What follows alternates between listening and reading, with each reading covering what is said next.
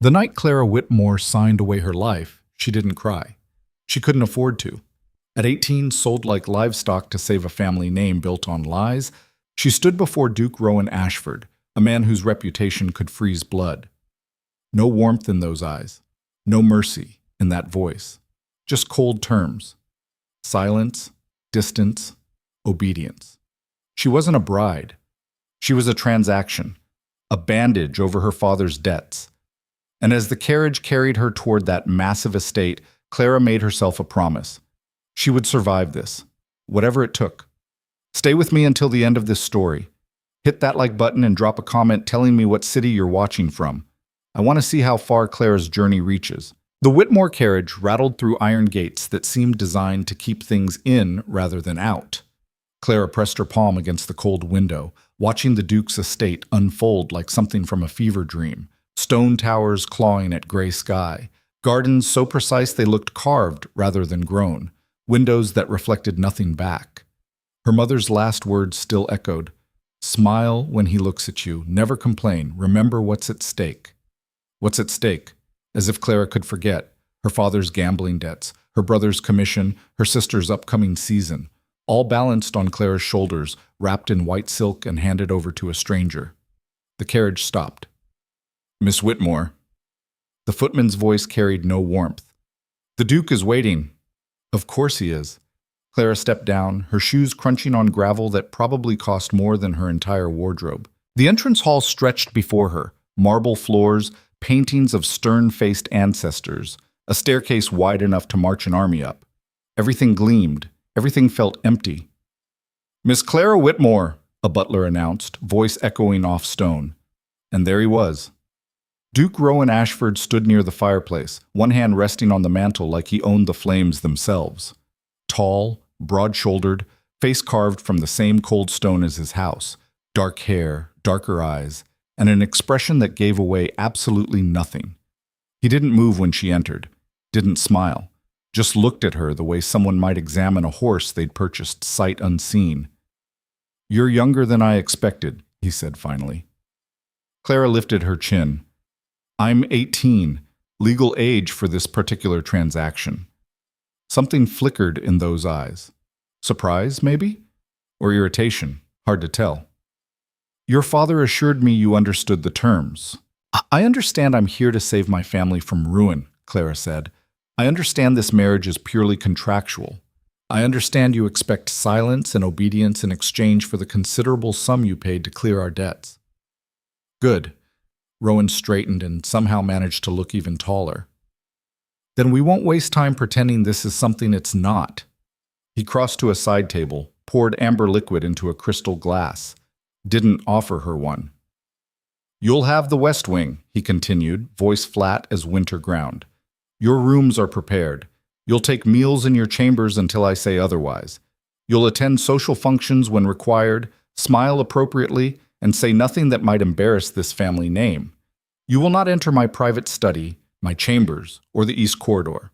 You will not question my business dealings or my schedule. In return, you'll have everything you need: clothes, books, comfort, just no freedom." Clara felt something hot and sharp rise in her chest. "Anything else, Your Grace? Should I practice curtsying in my sleep? Perhaps learn to breathe more quietly?" His eyes snapped to hers. Really looked at her for the first time. "Sarcasm," he said slowly, "is not obedience. Neither is silence when you're treating me like furniture." The air between them crackled. For a long moment, neither moved. Then Rowan smiled. It wasn't warm. It was the expression of a wolf spotting something unexpected in the snow. "You have fire," he observed. "Your father failed to mention that." "My father," Clara said carefully, "failed to mention a lot of things." "I'm sure he did." Rowan drained his glass, set it down with a sharp click. "But fire or not, the terms stand. This marriage is duty, distance, nothing more. If you can accept that, we'll have no problems. If you can't—" He left the threat hanging. Clara thought about her sister's face when she'd said goodbye, her mother's trembling hands, the creditors who'd been circling their house like vultures. "I accept," she said. "Excellent." Rowan moved toward the door. Mrs. Halloway will show you to your rooms. We'll sign the marriage documents in the morning.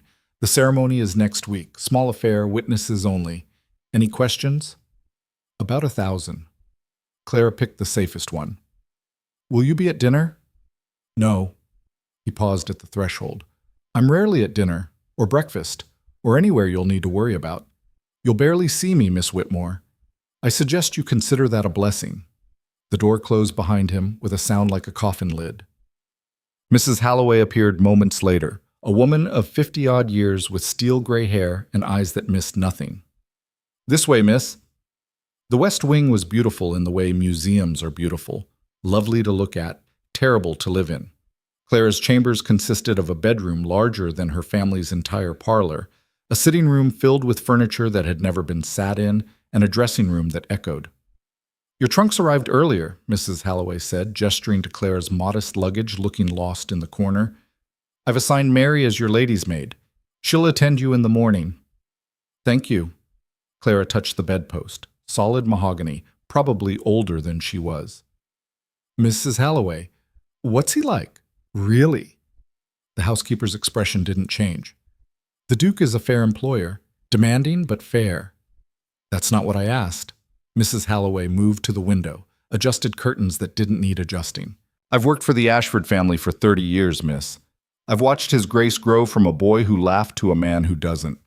Whatever you're hoping to find here, warmth, companionship, love, I'd suggest you look elsewhere.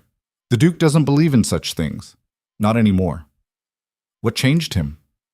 That, Mrs. Halloway said quietly, is not my story to tell. Will you need help undressing? Clara shook her head. After the housekeeper left, she stood at the window, looking out at manicured gardens that stretched toward dark woods beyond. Not anymore. So he'd been different once, capable of laughter, of warmth. What had happened to kill it? The first week crawled by like wounded prey. Clara ate meals alone in her chambers, elaborate dishes she barely touched. She walked the gardens under Mrs. Halloway's watchful eye, always returning before dusk. She read books from the library, choosing volumes at random because no one told her what was permitted. True to his word, she barely saw Rowan. Glimpses only. His figure disappearing down corridors, his voice behind closed study doors, his horse being led away at dawn. The servants treated her with careful politeness. Not hostile exactly, just waiting, watching to see what kind of duchess this stranger would become. The marriage ceremony was as cheerless as promised. They stood in the estate's private chapel, just Clara, Rowan, 2 witnesses, and a minister who seemed to be performing a burial rather than a wedding. The vows were standard. Rowan's voice never wavered. His hand was cold when he slipped the ring on her finger. You may kiss the bride, the minister said. Rowan's lips barely brushed her cheek. Professional, distant, like shaking hands with a business associate. There, he murmured. Done. And it was. That night, Clara waited in her chambers, heart hammering, uncertain what would happen. She'd been given vague, terrifying warnings about wedding nights, about duties, about things wives were expected to endure. But Rowan never came. The connecting door between their chambers remained firmly closed. Hours passed. Eventually, Clara changed into her nightgown, climbed into that enormous bed, and stared at the ceiling until dawn. This marriage is duty, distance, nothing more. He'd meant it completely. By the second week, Clara began to understand the shape of her cage. She could walk the public rooms during certain hours. The garden was permitted, but not the woods. The library was open, but Rowan's study was locked. She could speak to servants, but never question them about their employer. Meals came on schedule, breakfast at 8, lunch at 1, dinner at 7, delivered to her rooms like she was convalescing from some illness. The isolation was deliberate, calculated. Rowan's way of making sure she remained exactly what he'd purchased, a convenient ornament. Proof that the Duke of Ashford was properly married, without the inconvenience of actually having a wife around. But Clara didn't break. She studied instead.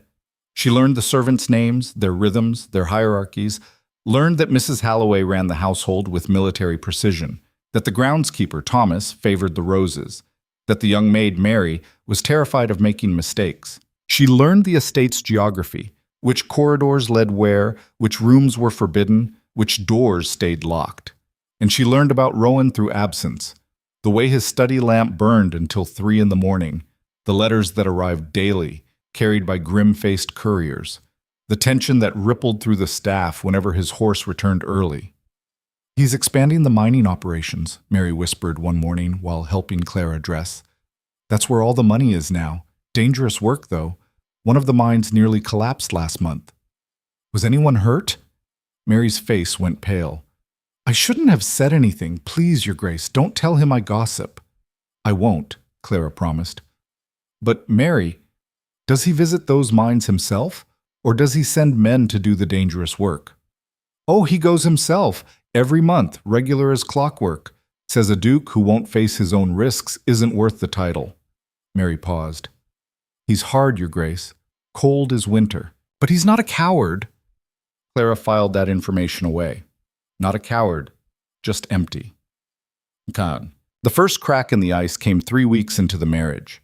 Clara was in the library, her favorite refuge, when she heard voices outside the door. Loud voices. Angry ones. "Absolutely not," Rowan was saying. "I made my position clear." "Your position is irrelevant," a woman's voice, sharp as broken glass. "You can't simply pretend I don't exist, Rowan." Clara froze. She should leave. Should make her presence known. Should do anything except eavesdrop. She stayed perfectly still. "You don't exist," Rowan said flatly. "Not in my life, not anymore. I'm still part of this world. Still invited to the same dinners, the same balls. You can't avoid me forever." "Watch me." "And what about her? Your little purchased bride? Do you think society doesn't know exactly what that marriage is? A business arrangement, a convenience. The moment you need something real, enough." Rowan's voice dropped to something dangerous. "What I need or don't need is no longer your concern, Verena. It hasn't been for 5 years. Leave my house before I have you escorted out." Silence. Then footsteps, sharp heels clicking away with barely controlled fury. The library door opened. Rowan stood there, jaw tight, eyes blazing with something Clara had never seen before. Actual emotion. Then he noticed her, and the mask slammed back down. "You heard," he said. Not a question. "Some of it." Clara closed her book. "I apologize. I didn't realize that I had history?" A bitter laugh. "Of course I have history. Everyone does." He crossed to the window, hands clasped behind his back. For a long moment, he just stood there, silhouette against gray light. "Lady Verena Hale," he said finally. "We were close once, before I inherited the title, before I learned what people really want from you when you have power." Clara waited. When he didn't continue, she asked, "What did she want?" "Everything." Rowan's voice was hollow. "The title, the money, the status. Just not me." "Not really."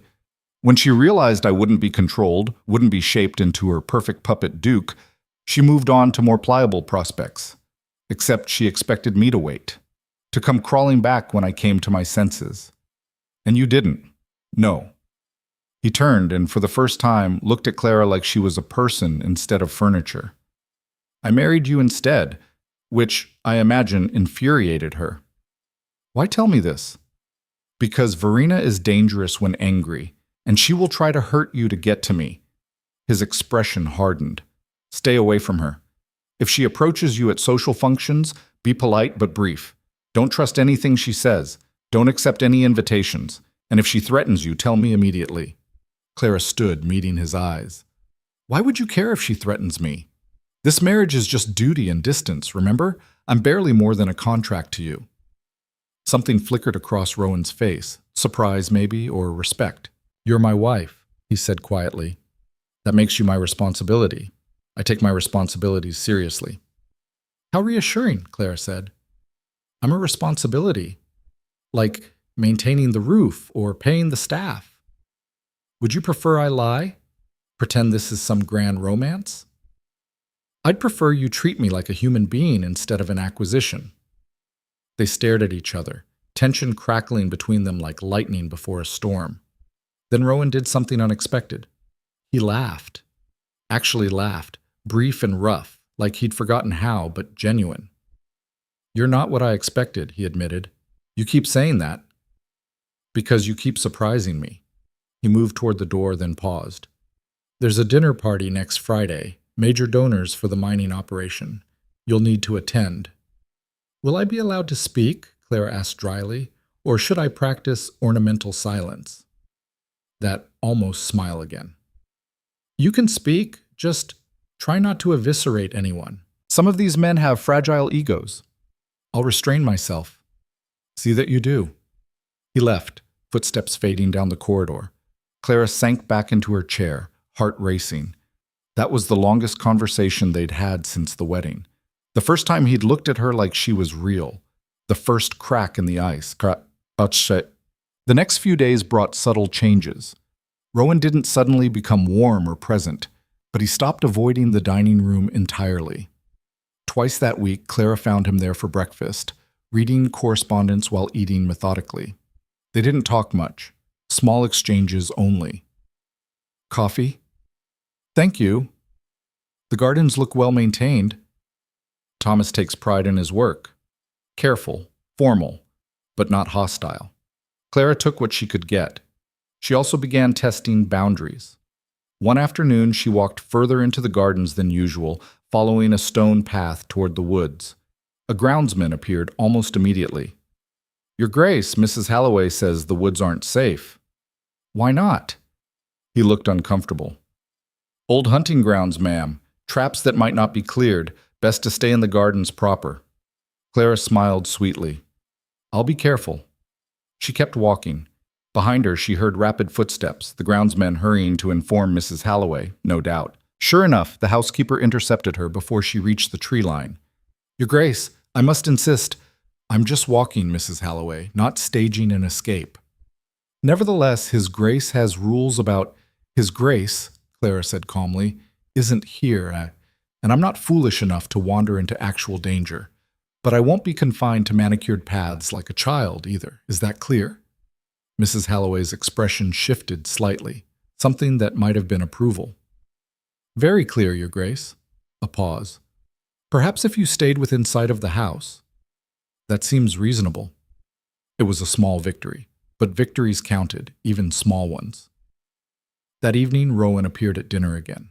Clara decided to push. "I walked to the edge of the woods today," she said. He looked up from his plate. "Did you?"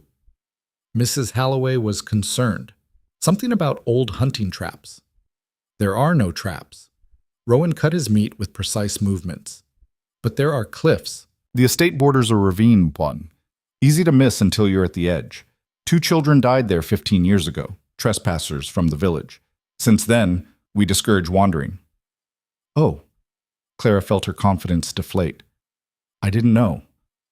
"No reason you would." He returned to eating, then added, "If you want to explore beyond the gardens, tell Thomas. He knows the safe paths." It wasn't permission exactly, but it wasn't refusal either. "Thank you," Clara said. Rowan nodded once, and they finished the meal in silence. Yet, the dinner party arrived like an execution date. Mary spent hours preparing Clara, dress, hair, jewelry, all coordinated with military precision. The gown was beautiful, deep emerald silk that made Clara's pale skin glow and brought out the green in her hazel eyes. "You look like a proper duchess," Mary breathed. Clara felt like an imposter. Rowan was waiting at the bottom of the stairs dressed in severe black that made him look even more intimidating. His eyes traveled over her, quick, assessing, and something flickered in them. "You'll do," he said. Such effusive praise. That ghost of a smile. "The guests are arriving. Remember, polite, engaged, but don't let them interrogate you. Some of these men are sharks." "And what does that make you?" "The bigger shark." He offered his arm. "Shall we?" The evening was exhausting. Wealthy men and their wives all smiling with teeth showing, asking questions designed to probe for weakness. Clara felt their eyes on her constantly, judging, measuring, finding her wanting. So young, barely out of the schoolroom. Not exactly a love match, is it? Rowan stayed close, deflecting the worst of it with cold efficiency. But his hand at her elbow felt performative. His smile never reached his eyes. Then Verena arrived. Clara recognized her immediately from the voice. Sharp, cutting, designed to draw blood. Lady Verena Hale glided into the room like she owned it, dressed in crimson that screamed for attention, dark hair piled high, beauty as weaponized as a knife. Her eyes found Rowan first, then Clara. The smile that spread across her face made Clara's skin crawl. "Your Grace," Verena purred, approaching with lethal grace. "How domestic you look, and this must be the new Duchess. How sweet." The word sweet sounded like an insult. Clara lifted her chin. "Lady Hale, please call me Verena. After all, we're practically family now." She looped her arm through Clara's, proprietary, controlling. "Let me steal your bride for just a moment, Rowan. Girl talk." Before Clara could protest, Verena was pulling her toward the terrace, away from Rowan, away from witnesses. "I've been dying to meet you," Verena said once they were alone. Her smile had vanished, replaced by something colder. "I wanted to see what kind of desperate little nobody Rowan would settle for." Clara pulled her arm free. "I'm not interested in whatever game you're playing." "Game?" Verena laughed. "Oh, darling, this isn't a game. This is survival, and you're already losing. I don't know what you think. I think Rowan married you to spite me. I think you're a placeholder, a warm body to fill a role until he gets bored." Verena leaned in, voice dropping to a whisper. "And I think when he does get bored, you'll disappear back into whatever poverty he dragged you from. So here's my advice. Take what you can while you can. Jewelry, money, anything portable. Because this farce won't last." Clara felt fury rise, hot and sharp. "You don't know anything about our marriage." "I know Rowan." Verena's smile turned pitying. "I know him better than you ever will. I know what he needs, what he wants, what he can't find in some purchased child bride." "Then why isn't he with you?" The question landed like a slap. Verena's expression twisted. "Enjoy your borrowed time, Duchess," she hissed. "But don't get comfortable. Some of us aren't so easy to replace." She swept back inside, leaving Clara trembling with anger. When Clara returned to the party, Rowan was watching. His eyes went to hers, questioning. She shook her head slightly, later. The rest of the evening blurred. More false smiles, more probing questions, more performance. By the time the last guest left, Clara felt scraped raw. "What did Verena say to you?" Rowan asked the moment they were alone. "Nothing important." Clara kicked off her shoes. Her feet were screaming. "Just threats. Standard villain nonsense about how I'm temporary and she's forever." "She's wrong." "Is she?" Clara looked at him, really looked at him. "Because from where I'm standing, this does feel pretty temporary. You've made it clear this marriage is duty, not partnership, that I'm here to smile and be silent and not inconvenience you. So what exactly is different between me and what she described?" Rowan was silent for a long moment. "You're my wife," he said finally. "That's not an answer." "It's the only one I have." He turned toward the stairs. "Good night, Clara." He'd used her name. First time since the wedding. It felt like surrender. Or maybe apology. Clara watched him climb the stairs alone and wondered if she'd ever understand the man she'd married. The weeks following the dinner party brought an uneasy rhythm. Rowan disappeared for days at a time. Business, Mrs. Halloway explained, at the mining sites. Clara used the freedom to expand her territory.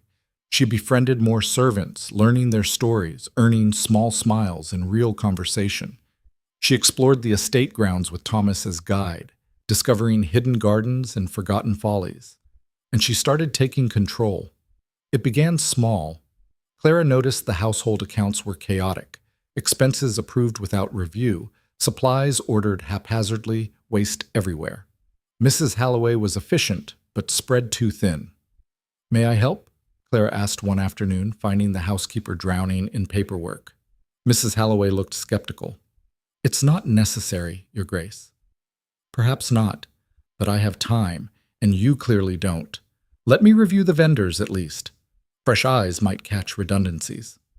Slowly, carefully, Clara integrated herself into the household machinery. She reorganized supplier contracts, negotiated better prices, streamlined ordering systems, saved money, reduced chaos. The servants began looking at her differently, not as the Duke's odd acquisition, but as someone who actually helped. When Rowan returned from his latest trip, he found Clara in what had been an unused morning room, now converted into a workspace. Ledgers spread across the desk, correspondence organized into neat stacks. "What's this?" he asked. Clara looked up. "Household management. Mrs. Halloway was overwhelmed, so I'm handling the accounts." Rowan picked up a ledger, scanned it. His eyebrows rose. "You reduced the food costs by 20%? The previous vendor was overcharging. I found a better supplier." Clara pulled out another document. "I also renegotiated the coal delivery. We'll save approximately £300 annually." He stared at her. "You did this yourself? Is that a problem?" "No, He set down the ledger. "Your father said you had no education in estate management." "My father said a lot of things." Clara's voice went hard. "Most of them lies designed to make me seem more helpless than I am. I've been managing my family's accounts since I was 14. Someone had to, once the gambling got bad." "I didn't know." "You didn't ask." Clara gathered the papers. "But if this bothers you, I'll stop. I don't want to overstep." Rowan was quiet for a moment, studying her with those dark, unreadable eyes. "Don't stop," he said finally. "This is good work. Helpful. Continue." He left, but Clara caught something new in his expression. Respect, maybe, or the beginning of it. The night everything shifted started like any other. Clara was reading in the library when she heard horses, urgent hooves on gravel, shouting voices. She went to the window and saw chaos, men carrying something, servants running, torches blazing.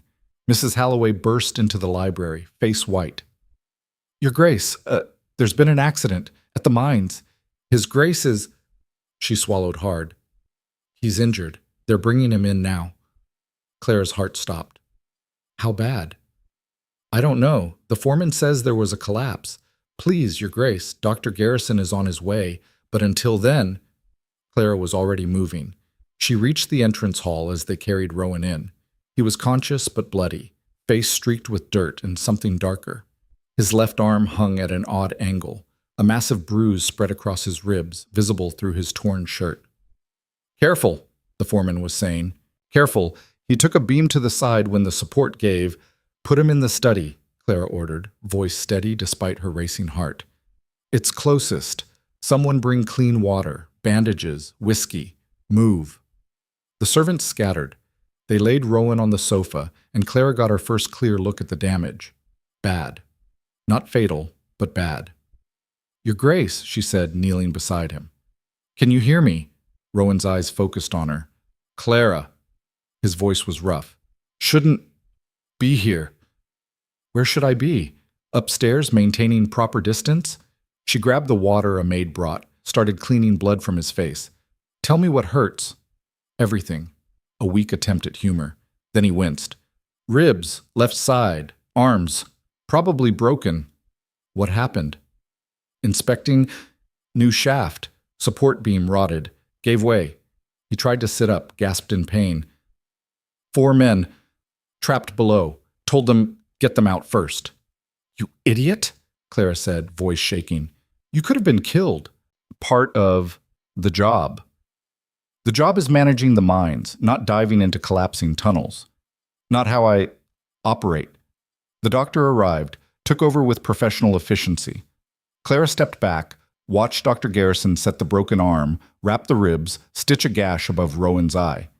Through it all, Rowan barely made a sound, just gritted his teeth and endured. "He'll live," Dr. Garrison said finally.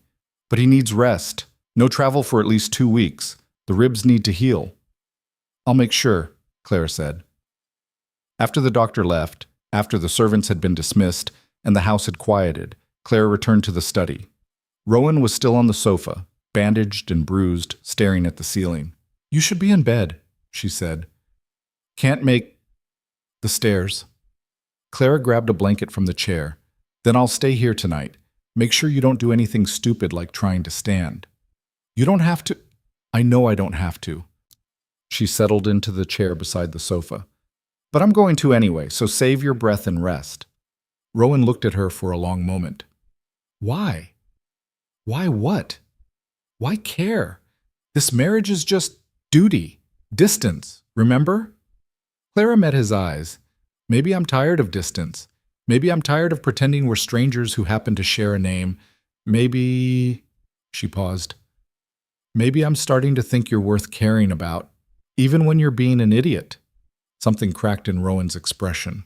The walls he kept so carefully maintained fractured just for a moment, and Clara saw underneath pain, loneliness, and something that might have been hope. I don't know how, he said quietly. To let someone close. I've spent so long building these walls. Then let me help you tear them down. Clara reached out, took his uninjured hand. One brick at a time. His fingers tightened around hers. What if there's nothing underneath? What if I'm just empty? You're not empty. You're hurt. Clara squeezed back. But hurt can heal, if you let it. They sat like that for a long time, hands linked, defenses crumbling, something new and fragile building in the spaces between. Outside, dawn was breaking. And inside, in that quiet study, a marriage that had started as chains was beginning to transform into something neither of them had expected. Something real. The first 3 days after the accident, Rowan barely spoke. Clara had him moved to a ground floor guest room, easier than navigating stairs with broken ribs and a useless arm. She supervised everything. Meals brought on schedule, medicine administered precisely, curtains adjusted so light wouldn't aggravate his headaches. Dr. Garrison visited twice daily, each time pronouncing the same verdict. Rest, time, no exceptions. Rowan hated every minute of it. I should be at the Eastern Mine, he muttered the second morning, trying to sit up and immediately regretting it. The new support beams are being handled by your foreman, Clara said, not looking up from the letter she was writing, who, unlike you, didn't get crushed by falling timber. Henderson doesn't know the specifications. Then I'll send him the specifications. She dipped her pen in ink. You dictate. I'll write. But you're not leaving this bed until Dr. Garrison clears you. Rowan glared at her. You're enjoying this? Immensely, Clara smiled. It's the first time since we married that you've had to listen to me. Something shifted in his expression, irritation melting into reluctant amusement. You're terrifying when you want to be. I learned from the best. She met his eyes. Now, about those specifications? They spent the next hour like that. Rowan dictating technical details about beam thickness and shaft depth, while Clara transcribed everything in neat script. It was oddly intimate, this collaboration, his voice rough from pain but steady, her hand moving across paper, both of them focused on the same goal. When she finished, Rowan leaned back against the pillows, exhausted. Thank you, he said quietly. For writing a letter? For staying. He looked at her properly then, really looked at her. You could have walked away. Let the servants handle everything. Instead, you're here, managing my business and playing nursemaid. Why? Clara set down the pen. Because marriage means more than a contract to me, even if it started that way. What does it mean to you? She considered the question. Outside, rain had started, soft percussion against windows. Partnership, she said finally. Or it should be. Two people facing the world together instead of alone, building something stronger than what either could manage separately. She paused. That's what I want anyway. What you want might be different. Rowan was silent for a long moment. I don't know what I want anymore. I thought I did. Control, distance, safety, and isolation, but then you showed up and started rearranging things. Sorry, Clara said, not sounding sorry at all. Don't be. His good hand moved slightly on the blanket, almost reaching toward her before stopping. I'm starting to think I needed rearranging. Before Clara could respond, Mrs. Halloway knocked urgently. Your Grace, there's a situation. Lady Hale is here. She insists on seeing the Duke. Clara's stomach dropped. Tell her he's not receiving visitors. I did. She says she'll wait in the parlor until he's available. She's... Mrs. Halloway lowered her voice. She's making quite a scene, ma'am. Rowan tried to sit up. I'll handle. You'll stay exactly where you are, Clara said firmly. She stood, smoothing her skirts. I'll handle it. Clara, Verena is... Dangerous, I know. You've warned me. She headed for the door. But she doesn't get to storm into our home and demand anything. Time she learned that. The parlor was battle-ready when Clara entered. Verena stood near the fireplace, dressed in morning black despite not being in mourning, her posture radiating controlled fury. Where is he? Verena demanded. Recovering, as you'd know if you'd bothered to inquire properly instead of forcing your way in. I heard about the accident. I needed to see him. Why? Clara closed the door. You're not family. You're not even friends anymore. Verena's eyes flashed. I'm someone who actually knows him, who understands what he needs, not some child playing house. Then you should understand he needs rest, not drama. Clara crossed to the bell pull. I'll have someone show you out. You can't dismiss me like a servant. Actually, in this house, I can. Clara's voice stayed level, but steel ran underneath. You have no standing here, Lady Hale. No authority, no welcome. The only reason you're not already gone is because I'm trying to be civil. Verena laughed, sharp and cutting. Civil? How delightfully naive.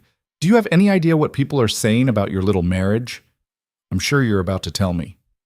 They're calling it what it is. A transaction. The Duke bought himself a decorative wife to stop the gossip about his frozen heart. Meanwhile, everyone knows where his real interests lie. Verena smiled like a cat with cornered prey. With someone who actually matches him. Someone who understands power. If you understood power, Clara said quietly, you wouldn't need to threaten me. Threats are what weak people use when they've already lost. The smile vanished. Lost? Darling, I haven't even begun playing yet. Then let me be clear about the rules. Clara stepped closer. You stay away from this house. You stay away from my husband. And if you try anything, spreading rumors, manufacturing scandals, whatever scheme you're planning, I will make sure society knows exactly why Rowan rejected you 5 years ago. It was a bluff. Clara had no idea why Rowan had ended things with Verena, but the way Verena's face went white suggested there was something there, some secret worth protecting. You wouldn't dare, Verena whispered. Try me. Clara rang the bell. Leave now, or I'll have you escorted out. Your choice. For a moment, Clara thought Verena might actually attack her. Fury radiated off the woman in waves. But then footsteps approached, servants responding to the summons, and Verena's mask slammed back into place. This isn't over, she said, voice low and venomous. It is, Clara replied. You just don't know it yet. Verena swept out, all dramatic exits and barely controlled rage. The moment she was gone, Clara's knees nearly gave out. She gripped the back of a chair, heart hammering, hands shaking with delayed reaction. Mrs. Halloway appeared in the doorway. Your Grace, are you all right? Fine. Clara forced herself upright. I'm fine, just make sure Lady Hale is actually off the grounds before you leave the front door. Already done, ma'am. Thomas is watching her carriage leave now. The housekeeper's expression held something new. Approval. If I may say so, Your Grace, that was well handled. I threatened her without knowing what I was threatening her with. Sometimes the bluff is enough. Mrs. Halloway almost smiled. You stood your ground. That matters. After the housekeeper left, Clara returned to Rowan's room. He was sitting up, against doctor's orders, looking tense. What did she want? He asked immediately. To see you, to stake some claim. Clara sank into the chair beside his bed. I sent her away. How? Threatened to expose whatever happened between you 5 years ago. Clara met his eyes. Which was a complete bluff since I have no idea what actually happened. Care to enlighten me? Rowan was quiet for so long Clara thought he wouldn't answer. Then he sighed, wincing at the pain it caused. Verena and I were engaged, he said finally. Briefly, before I inherited the title. My father was still alive. I was just Rowan Ashford, second son with no prospects. Verena claimed to love me. I believed her. What changed? My brother died. Riding accident. Sudden. And overnight, I became the heir. Rowan's voice went flat. Verena was thrilled, started planning the wedding, the future, how she'd redecorate Ashford House. Then my father died 6 months later, and I inherited everything. Title, estates, responsibilities. I was 23 and drowning, needed someone I could trust, someone who'd help me navigate it all. And she didn't. She wanted to control it all, every decision, every appointment, every business dealing. When I disagreed with her schemes, some of which were borderline illegal, she threatened to leave, said I was being difficult, ungrateful, that she'd given me her devotion and I was throwing it away. Clara felt cold. So you called her bluff. I ended the engagement, told her if all she wanted was the title, she could find another duke. His laugh was bitter. She told everyone I'd gone mad with grief, that I'd broken her heart, made herself the victim so thoroughly that half of society still thinks I'm the villain. That's why you built the walls. That's why I learned not to trust anyone who wants something from me. Why I married you, a stranger who was honest about the transaction instead of pretending it was love. Clara reached out, took his hand. I'm sorry she hurt you. Don't be. It taught me what I needed to know about people. But his fingers tightened around hers. Though I'm realizing some lessons might have been overcorrected. Meaning? Meaning maybe not everyone is Verena. He looked at their joined hands. Maybe some people can be trusted, even if it takes time to learn how. Clara felt something warm unfold in her chest. We have time. Do we? Rowan's expression darkened. Verena doesn't make empty threats. If you humiliated her today, and you did, she'll retaliate. We need to be ready. For what? I don't know yet, but knowing Verena, it'll be calculated, damaging, and aimed directly at you. Clara squared her shoulders. Let her try.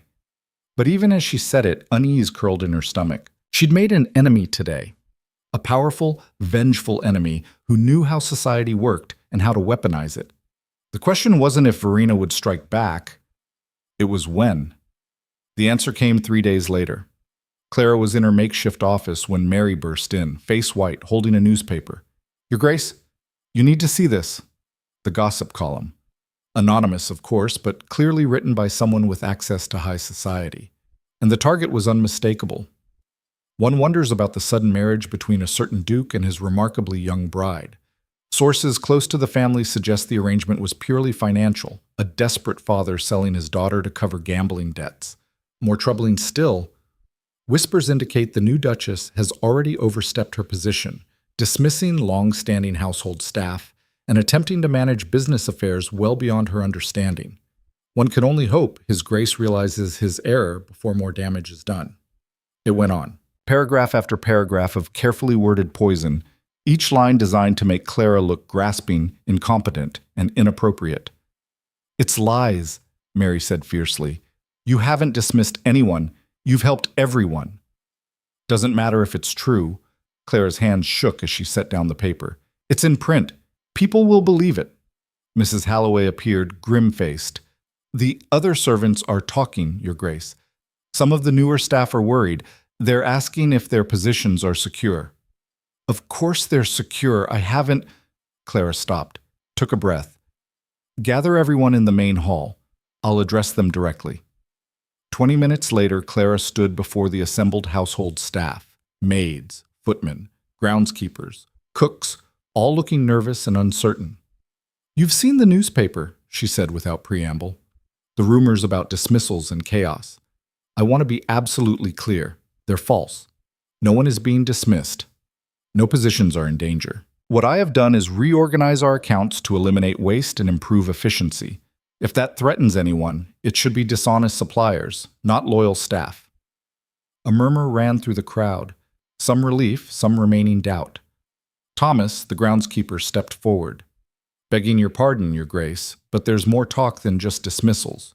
Some are saying that you married the Duke under false pretenses, that you're not what you claim to be. I never claimed to be anything except what I am, Clara said steadily. A woman from a struggling family who entered a marriage of convenience. The Duke knew this. The terms were clear. If my honesty is now being twisted into deception, that says more about the people doing the twisting than about me. What about the business affairs? Someone called from the back. The article says you're meddling where you shouldn't. I'm managing the household accounts at His Grace's request, Clara replied. With his full knowledge and approval. If anyone has concerns about my methods, they're welcome to review the ledgers. Every penny is documented, every decision justified. Silence. Then Mrs. Halloway spoke up.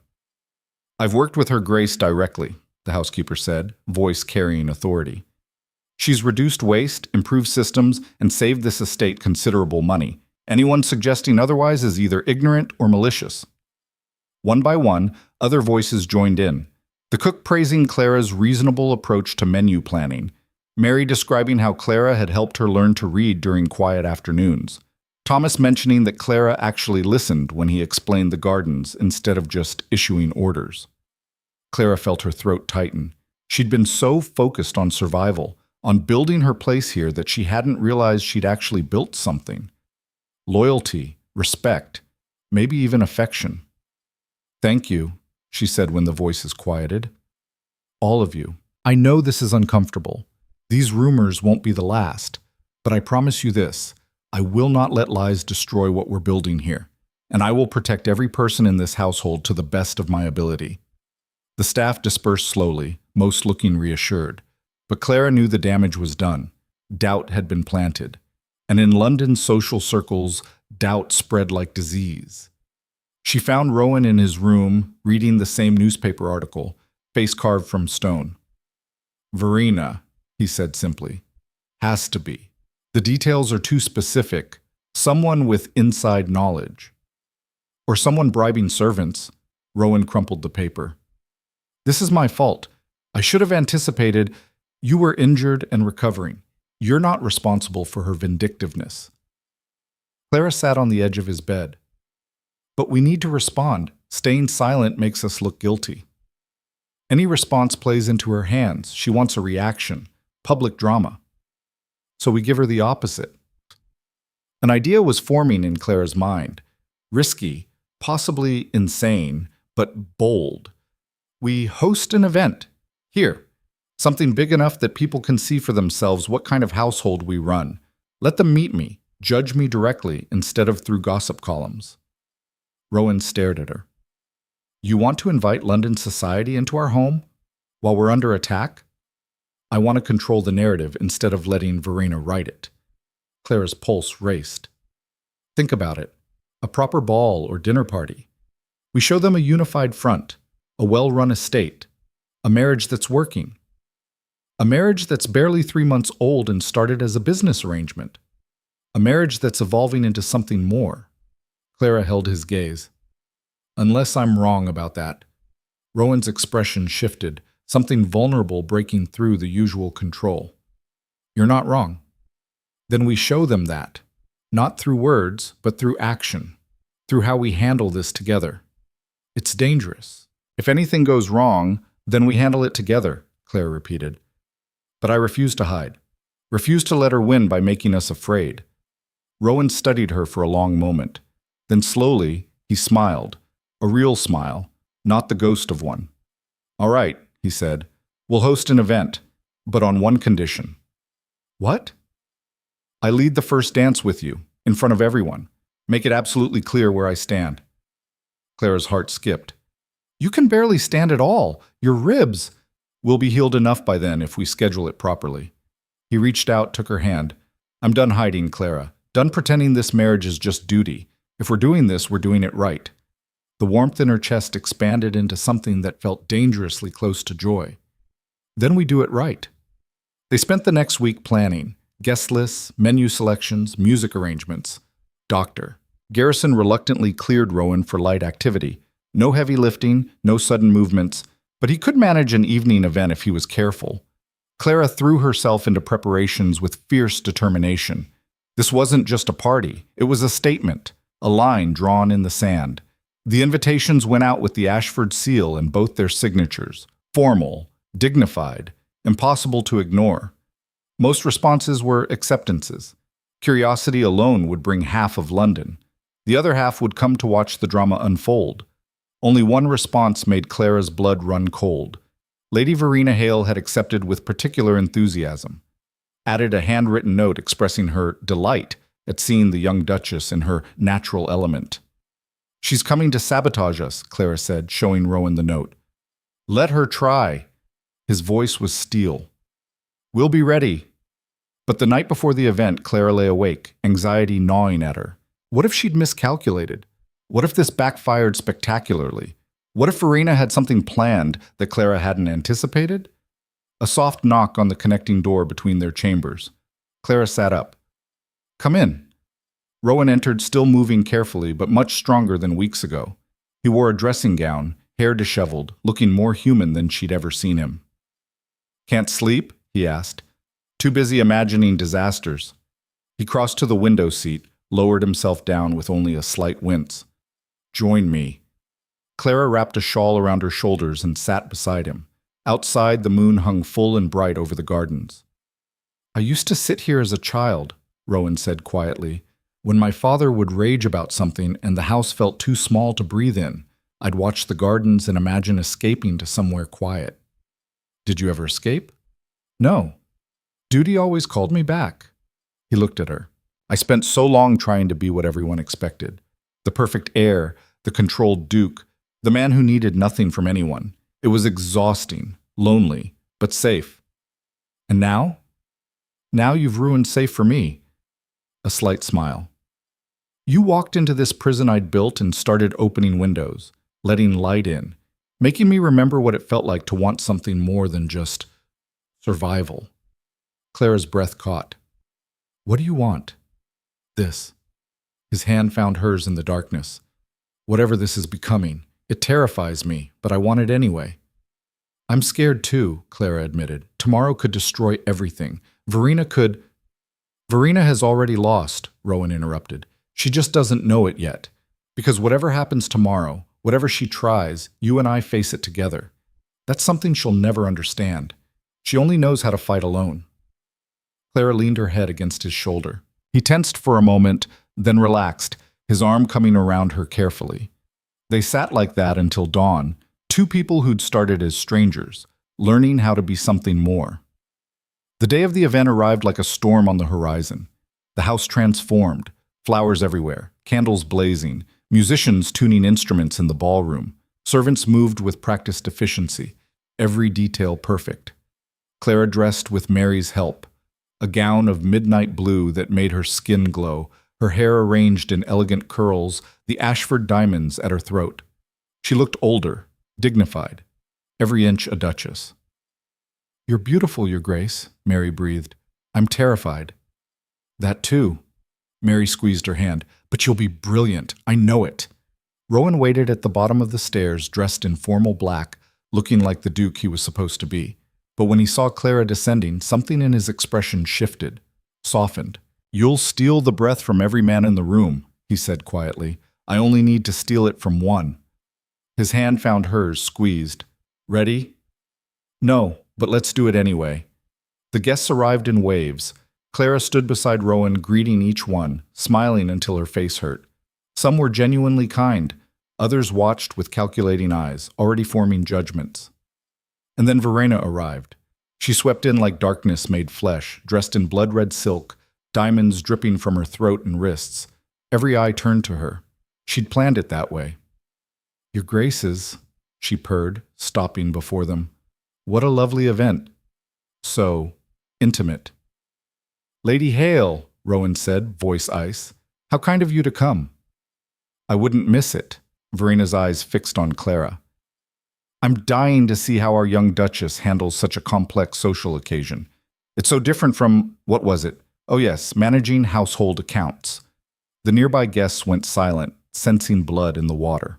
Clara smiled. "I find most complex things become simple with proper organization and attention to detail, whether it's accounts or entertaining.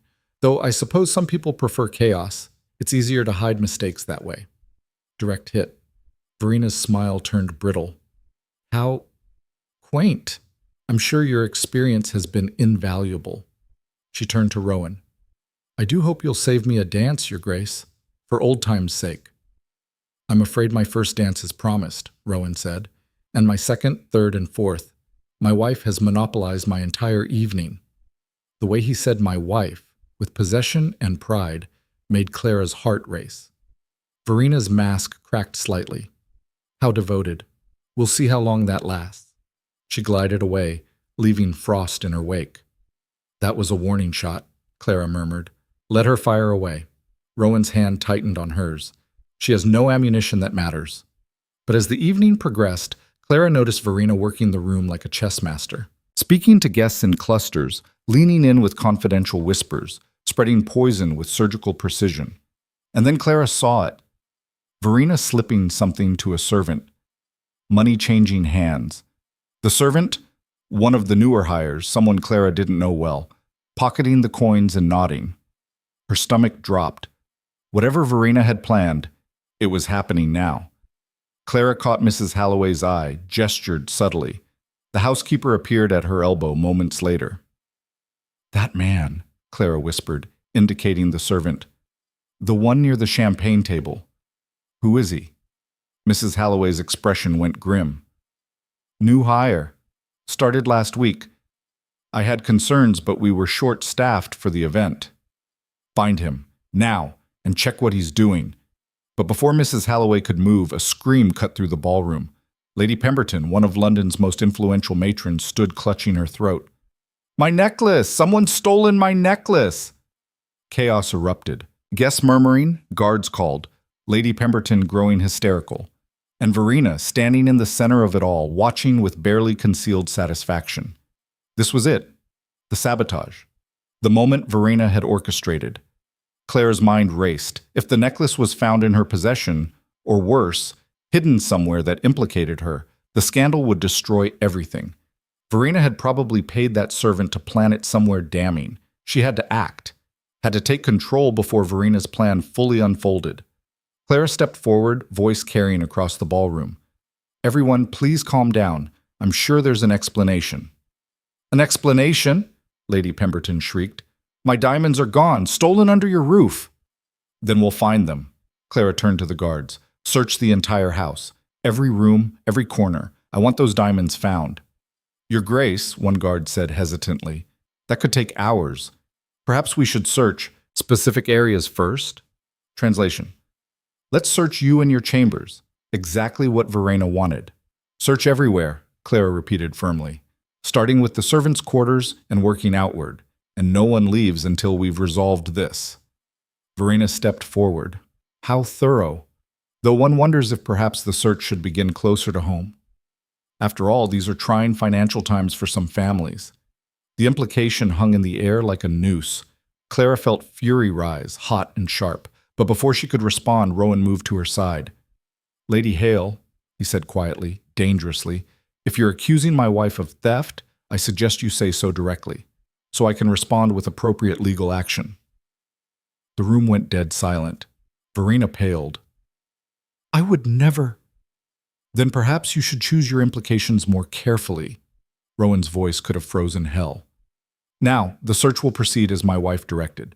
If anyone has objections, they're welcome to leave. No one moved. The search took 2 hours. Clara stood in the ballroom, enduring the stares and whispers, refusing to show weakness. Rowan stayed beside her, a wall of ice and fury. Finally, the head guard returned. Your Grace, we found the necklace. Lady Pemberton rushed forward. Where? Who had it? In the servants' quarters, ma'am, hidden in the belongings of... He gestured to the servant Verena had bribed, now in custody. This man, recently hired, he confesses to the theft. Relief flooded through Clara, but she wasn't done yet. Did he say why? She asked. The guard looked uncomfortable. He claims he was paid to steal it. Wouldn't say by whom. Clara turned to Verena, whose face had gone white as death. How interesting, Clara said softly. A man we barely know, hired just days ago, suddenly decides to steal from our guests. One might wonder who suggested he apply for this position. Who knew we'd be short-staffed? Who had opportunity to bribe him? You're suggesting, Verena started. I'm suggesting someone wanted to create a scandal tonight. Someone who hates this family enough to sabotage us. Someone who was seen speaking to that servant earlier this evening. Clara held Verena's gaze. Multiple witnesses can confirm that last part. Murmurs ran through the crowd. Eyes turned to Verena. And in that moment, Clara saw it. Fear. Verena had overplayed her hand, had been too obvious. And now the very society she'd tried to weaponize was turning against her. This is absurd, Verena said, but her voice shook. I won't stand here and be accused. Then leave, Rowan said flatly, and don't return. To this house or any property I own. You're no longer welcome. Verena's face twisted. For a moment, Clara thought she might actually confess, might scream the truth, but then her mask slammed back into place. You'll regret this, she whispered. Both of you. She swept toward the door, but this time her dramatic exit looked like a retreat, a surrender. The ballroom slowly came back to life. Guests returning to champagne and gossip, the scandal now targeting Verena instead of Clara. Lady Pemberton, necklace recovered, actually apologized. Your Grace, I'm so sorry for the disruption. Your handling of this was admirable. Others echoed the sentiment. What had started as an attack had somehow become Clara's victory. As the last guest departed near midnight, Clara and Rowan stood alone in the empty ballroom, surrounded by wilting flowers and guttering candles. We survived, Clara said. We did more than survive. Rowan turned to her and something blazed in his eyes. You were magnificent, fierce and brilliant and absolutely terrifying. I was improvising wildly and hoping it worked. It worked. He stepped closer. Clara, I need to tell you something. What? This marriage. I know how it started. I know what the terms were. But somewhere between your arrival and tonight, those terms changed. For me, at least. He took her hands. I don't want distance anymore. I don't want duty without feeling. I want you. Whatever that means. However messy it gets. Clara felt tears sting her eyes. It's going to be messy. I'm stubborn and impulsive, and I make terrible decisions sometimes. Like marrying a broken duke who didn't know how to feel anything? Exactly like that. Rowan pulled her close, carefully, mindful of his still healing ribs, and kissed her.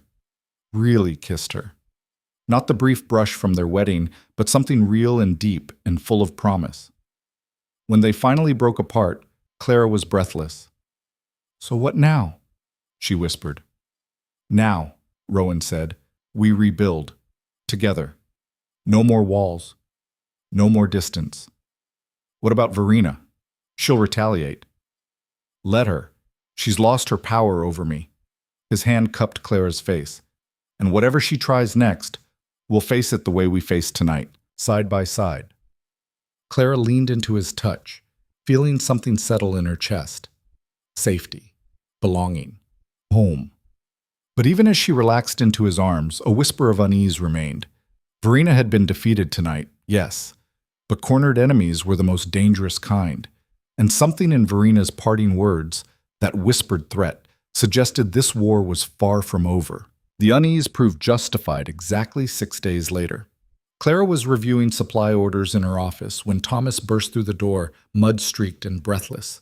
Your Grace, you need to come. Now! It's the Duke. Her heart stopped. What happened? Accident at the Northern Mine, cave-in. He went down to inspect the new shafts this morning and Thomas's voice cracked. They're bringing him back now. It's bad. Clara was moving before he finished speaking, grabbing her coat, shouting for Dr. Garrison, her mind a white roar of panic. Not again, not when they'd finally found something real between them. The courtyard was chaos when she arrived. Men shouting, horses stamping, a wagon rolling through the gates with Rowan lying motionless in the back, covered in dust and blood. So much blood. Get him inside, Clara ordered, forcing her voice steady. The same room as before. Someone fetch hot water and clean linens. Move. They carried him in, 3 men struggling with his weight, and laid him on the bed. Clara's breath caught at the sight, a gash across his forehead, blood matting his hair. His right leg twisted at a wrong angle, more blood seeping through his shirt from somewhere she couldn't see. What happened? she demanded of Henderson, the mine foreman.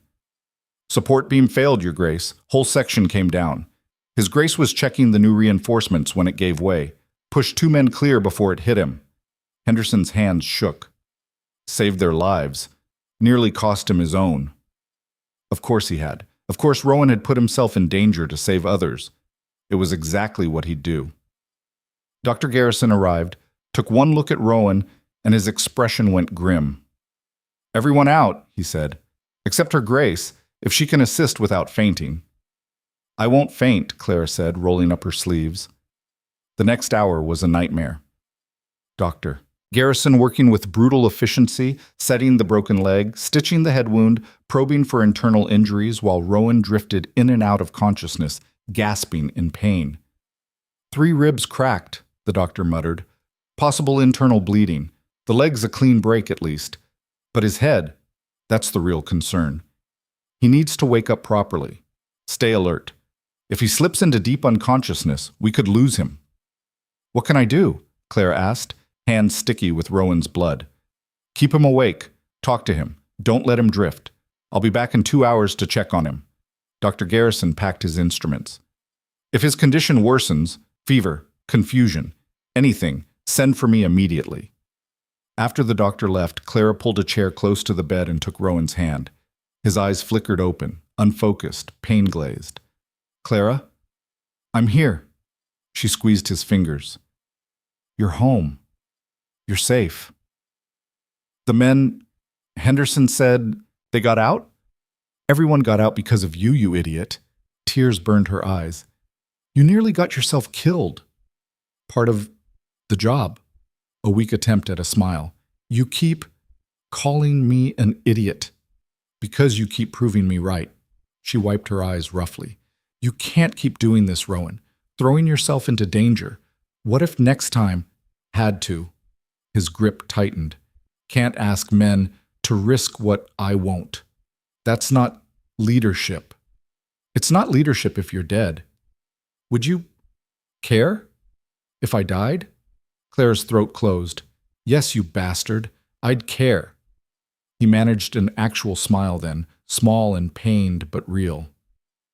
Good, because I'd care too, if something happened to you. Then we're agreed. No dying allowed. Deal. His eyes started to close. No, Clara said sharply. Stay awake. You heard Dr. Garrison. You need to stay conscious. Tired. I don't care. Stay with me. She cast around for something, anything to keep him talking. Tell me about the mines, the new shafts. Why were you inspecting them personally? Rowan's eyes opened again, struggling to focus.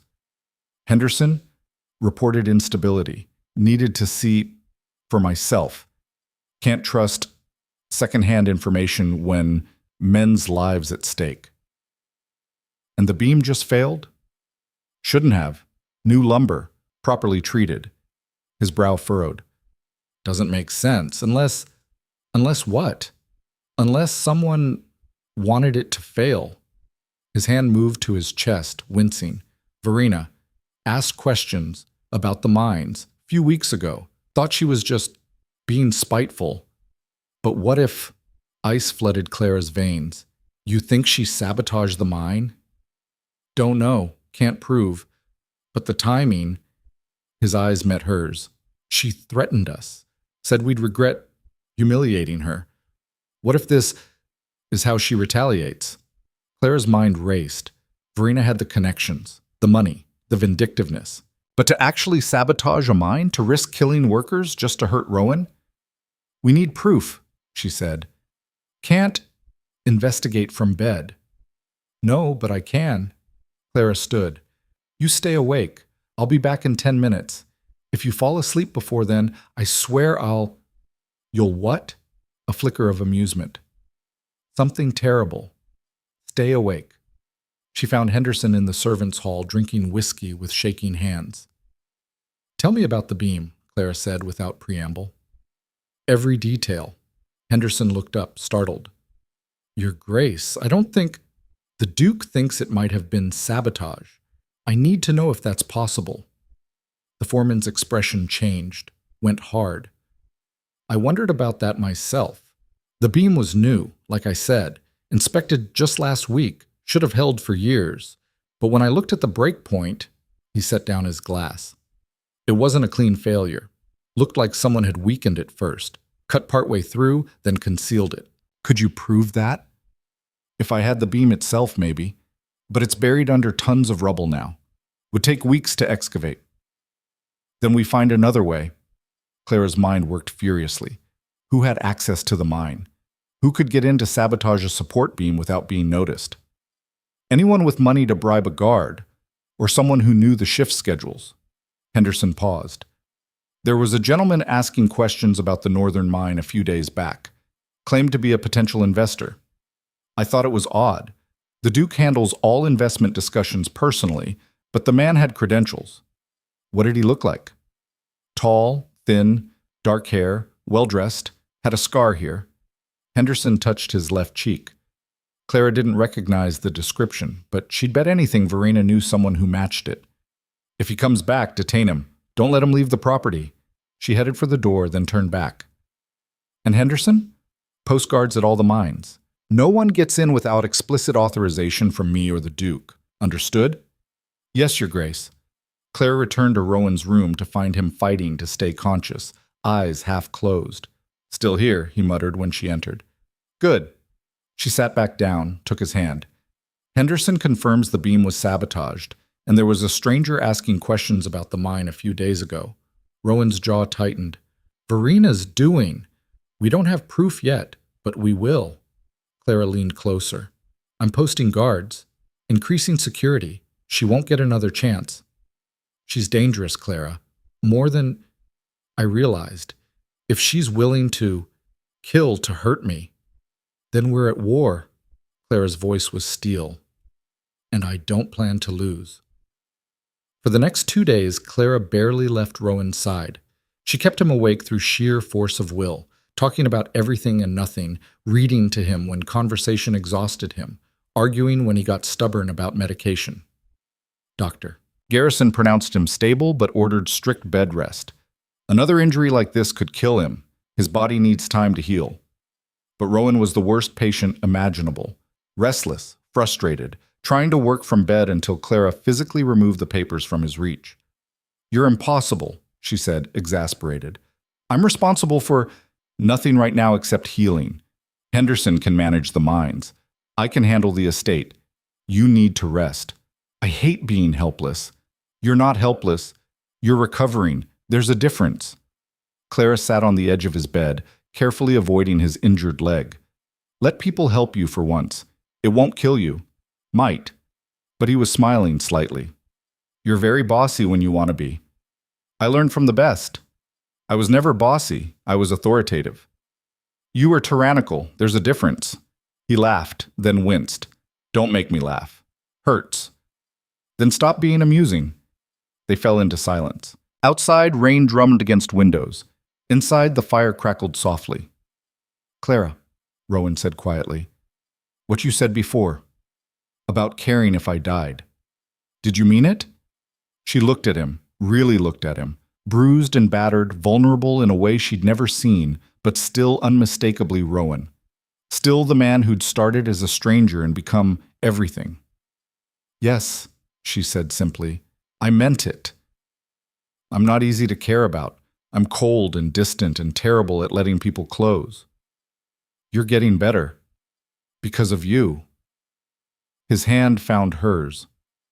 Before you, I'd convinced myself I was fine alone. That isolation was safer than risking another Verena. But you made me want more. Made me remember what it feels like to have someone in my corner. Clara's heart squeezed. I'll always be in your corner, even when you're being impossible. Especially then, I'd imagine. Especially then. He pulled her down gently, mindful of his injuries, until she was lying beside him on the bed, her head on his shoulder. We're going to have to deal with Verena, he said. I know. It won't be clean. She has too much influence, too many connections. Even with proof of sabotage, she could claim ignorance, blame whoever she hired. So what do we do? Rowan was quiet for a moment. We fight dirty. Find something she can't deny or deflect. something that forces her to retreat or be destroyed.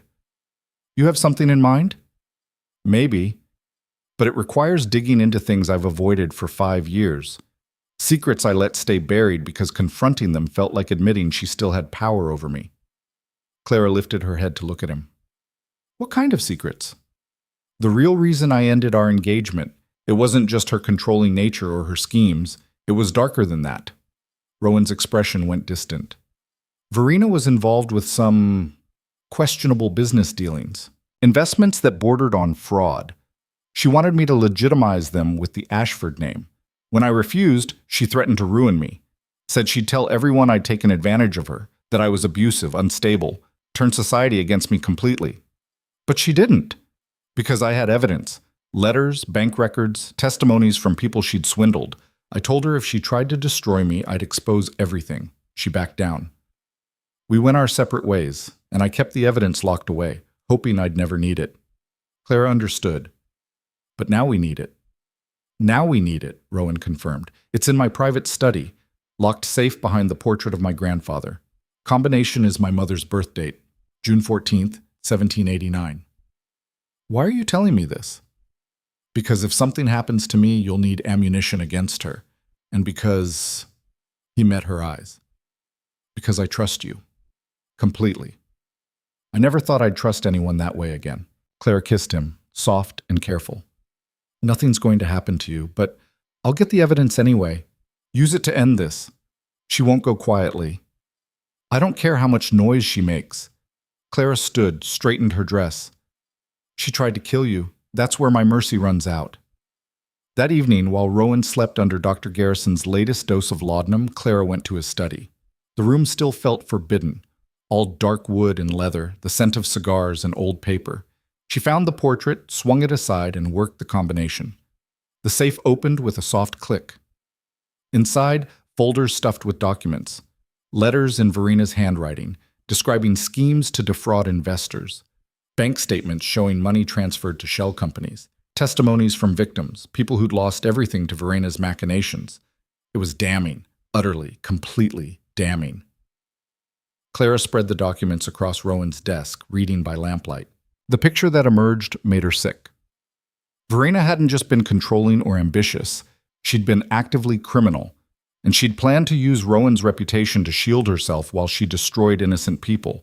No wonder he'd built walls, no wonder he'd struggled to trust. Clara was organizing the documents when she heard it, glass breaking, downstairs, multiple points of entry. Her blood froze. She grabbed the nearest candlestick, laughably inadequate as a weapon, and moved to the door. Voices echoed up from below. Rough voices. Male. Unfamiliar. Check upstairs, find it. And if anyone gets in the way, you know what to do. Clara's heart hammered. This was no random burglary. Someone had sent them. Someone who knew about the evidence. Verena. She had to hide the documents. Had to protect Rowan. Had to... Footsteps on the stairs. Heavy boots. Getting closer. Clara shoved the documents back into the safe, spun the lock, swung the portrait back into place. It wouldn't stop them for long, but maybe long enough. She moved to Rowan's desk, grabbed a letter opener, sharper than the candlestick, at least, and positioned herself between the door and the bed where Rowan slept, injured and helpless. The door crashed open. 3 men, large, brutal-looking, carrying clubs. They stopped when they saw her, surprise flickering across their faces. Well, the lead one said, grinning.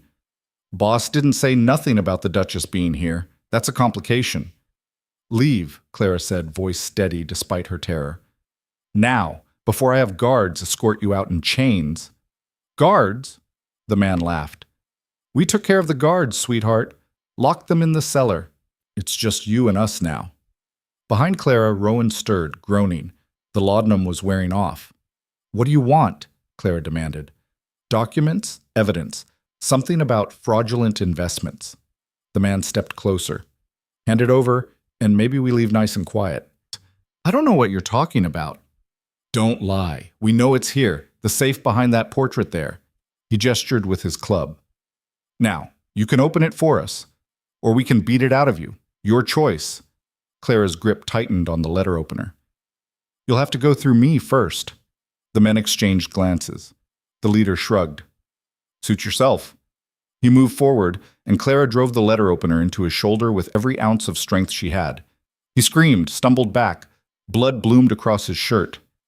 You bitch! The other two rushed her. Clara tried to dodge, but one caught her arm, twisted it painfully. She kicked, struggling, fighting with desperate fury. Then Rowan was there, somehow on his feet despite his injuries, moving with grim purpose. He grabbed one man by the throat, slammed him into the wall with terrifying strength. Touch my wife again, Rowan snarled, and I'll kill you. The man gurgled, clawing at Rowan's hands. But Rowan was injured, weakened. The third intruder saw his opening and swung his club at Rowan's head. No, Clara screamed. Rowan ducked, barely, and the club smashed into the wall. Plaster exploded. Rowan drove his elbow into the man's stomach, but his broken ribs made him gasp in pain. He was going to lose. They both were. Too many attackers, Rowan too injured, Clara too small. The door burst open again. Mrs. Halloway stood there with a pistol in her hands, eyes blazing with righteous fury. Get away from them, she said quietly, or I paint these walls with your brains. Everyone froze. The housekeeper walked forward, gun steady as stone. I served in His Grace's father's household for 30 years, learned to shoot when bandits were a problem on the estate roads, and I am an excellent shot. So unless you fancy dying tonight, I suggest you leave. Now. The lead intruder, still bleeding from his shoulder, backed toward the window. This isn't over. It is, Mrs. Halloway said, because I saw your faces, and the magistrate is already on his way. You can leave now and maybe escape. Or you can stay and hang. Choose quickly. They chose. The men fled through the broken door, crashing down the stairs, gone into the night. Clara sagged against the desk, legs shaking. Rowan leaned heavily on the wall, face white with pain. Are you hurt, Your Grace? Mrs. Halloway asked Clara, lowering the pistol. No, I'm fine. Clara looked at Rowan. You shouldn't have gotten up. Your injuries... Worth it. He slid down the wall, breathing hard. You could have been killed. So could you, you idiot. Clara moved to him, checking for fresh blood. Your ribs are fine, mostly. He caught her hand. You stabbed that man. He was going to hurt you. You're terrifying when you're protective. You're one to talk. You strangled someone with a broken leg. Fair point. Mrs. Halloway cleared her throat. The magistrate truly is on his way. Thomas freed himself from the cellar and rode for help the moment those men broke in. But Your Graces, I think we should secure the evidence they were after, before anyone else comes looking. Clara met Rowan's eyes. He nodded. She retrieved the documents from the safe, spread them out so Mrs. Halloway could see. The housekeeper's expression went cold as she read. Lady Hale did this? Years ago. Rowan kept the evidence to protect himself. Someone must have told her he still had it. And she sent those men to destroy it. Mrs. Halloway looked between them. This is enough to ruin her, legally, socially, completely. That's the plan, Rowan said grimly. The magistrate arrived with armed men. Clara gave a statement, careful and precise. Showed him the evidence, explained the attack, connected Verena to everything. The magistrate looked sick by the time she finished.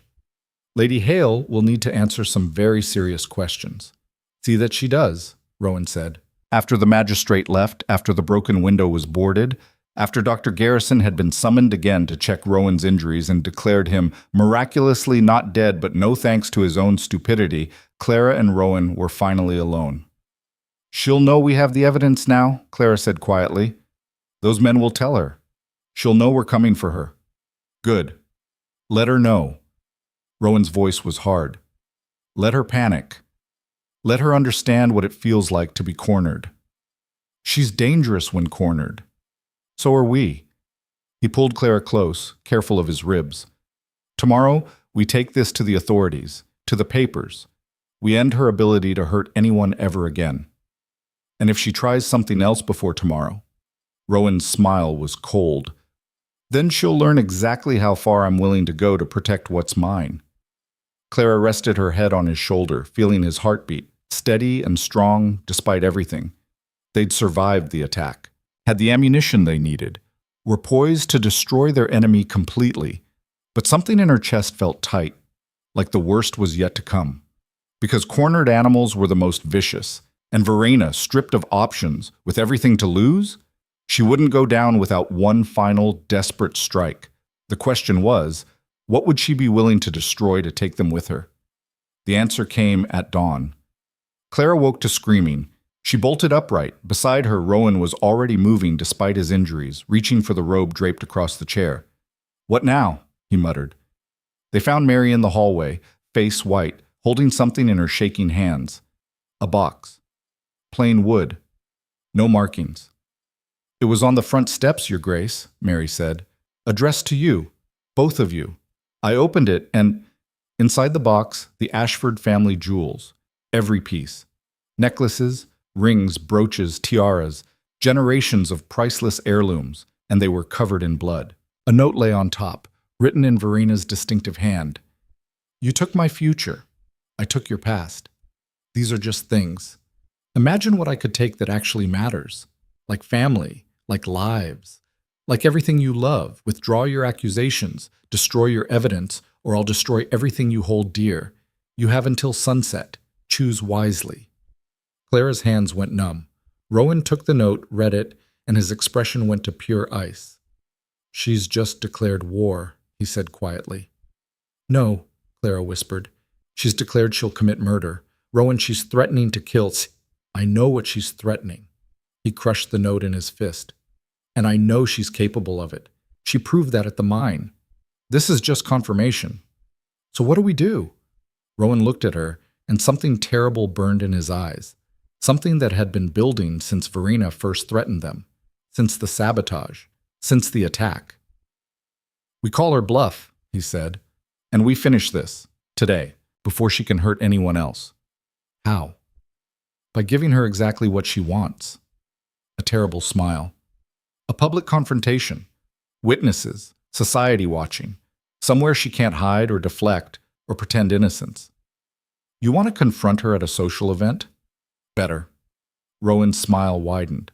"I want to confront her at her own event. She's hosting a garden party this afternoon. Half of London will be there. We show up uninvited, present our evidence, and watch her empire crumble in front of everyone she's spent years impressing." It was insane, reckless, exactly the kind of dramatic confrontation Verena would never expect from calculated, controlled Rowan. "She'll deny everything," Clara said. "She can try, but denial won't work when the magistrate is in the crowd, when the evidence is public, when her victims stand up and confirm everything."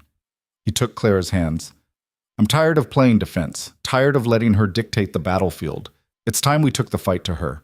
Clara looked at the blood-covered jewels, thought about the mine collapse, the attack, the threats, thought about a future where Verena's shadow loomed over everything they tried to build. "Let's end this," she said. They arrived at Verena's estate at 3 in the afternoon, peak garden party time.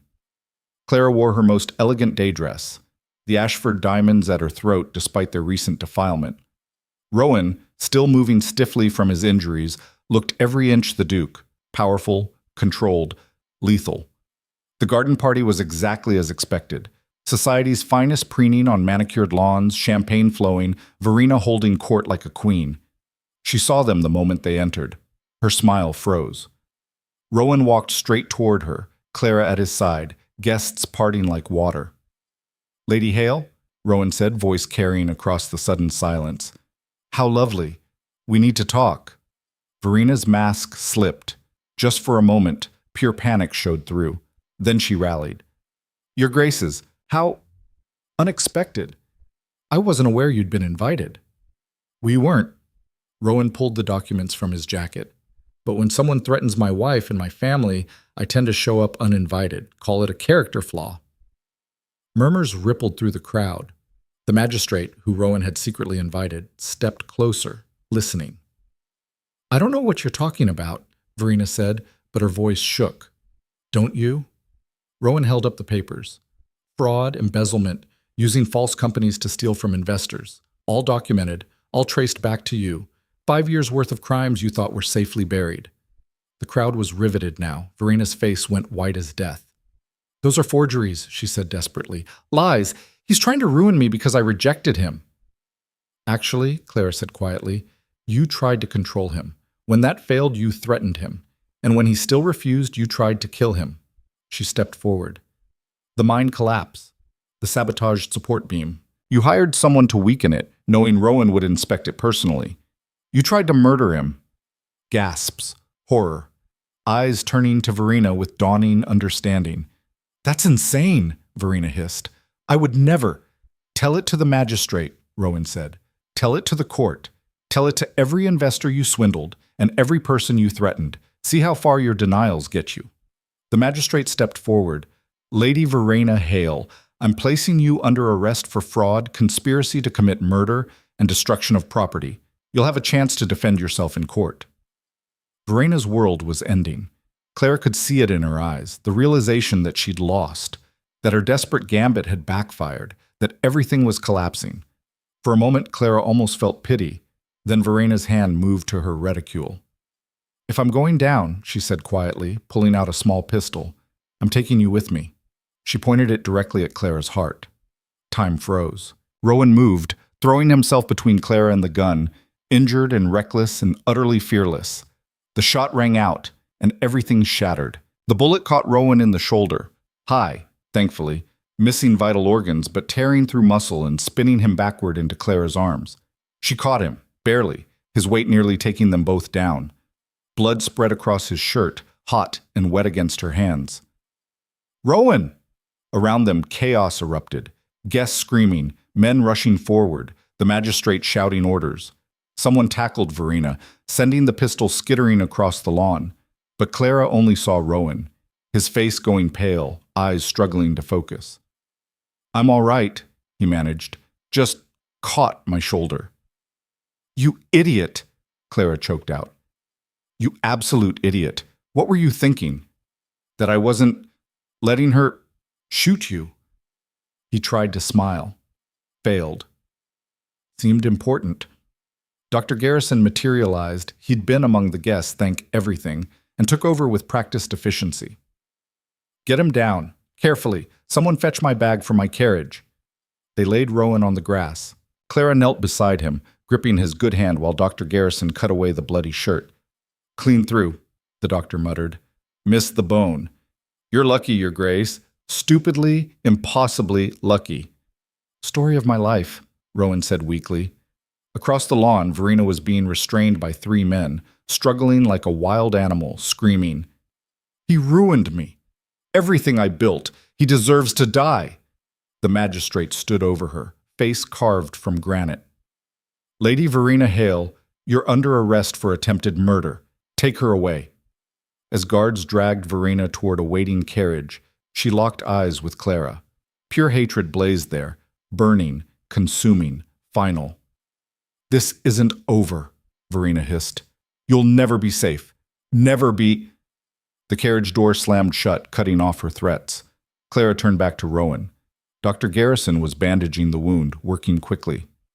He'll live, the doctor said, but he needs proper care, rest. And for the love of everything, Your Grace, stop putting yourself in situations where people shoot at you. I'll try, Rowan said. Don't try. Succeed. Dr. Garrison finished the bandaging. Can you stand? With help, Rowan got to his feet, swayed once, steadied, and looked at the assembled crowd.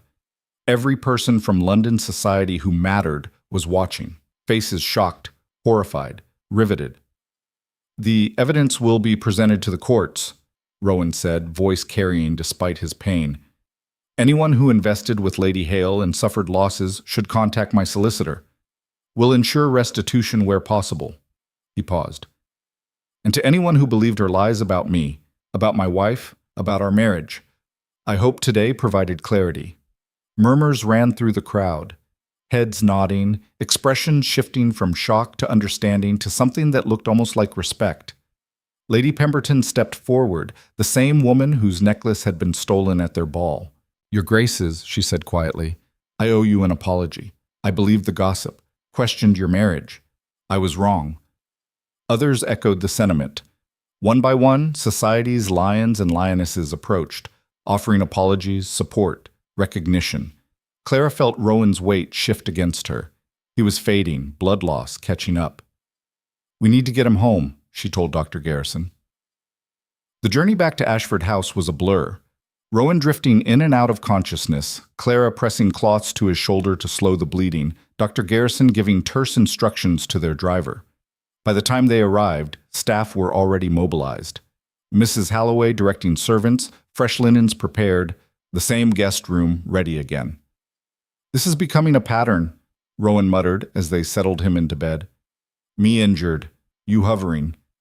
"Then stop getting injured," Clara said sharply, fear making her voice harsh. "Working on it." Doctor. Garrison administered laudanum, checked the wound again, and left detailed instructions. "No moving for 3 days minimum. The shoulder needs time to knit. If he develops fever, send for me immediately." After the doctor left, Clara finally let herself collapse into the chair beside Rowan's bed. Her hands were shaking. Her dress was covered in his blood. Her heart felt like it might tear itself apart. "You could have died," she said quietly. "Again. That's twice in 2 weeks." "But I didn't." Rowan's good hand found hers. "I'm here. We're both here. And Verena is finished." "She shot you." "She shot at you. I just got in the way." His thumb traced circles on her palm. "Worth it. Every time." Clara's vision blurred.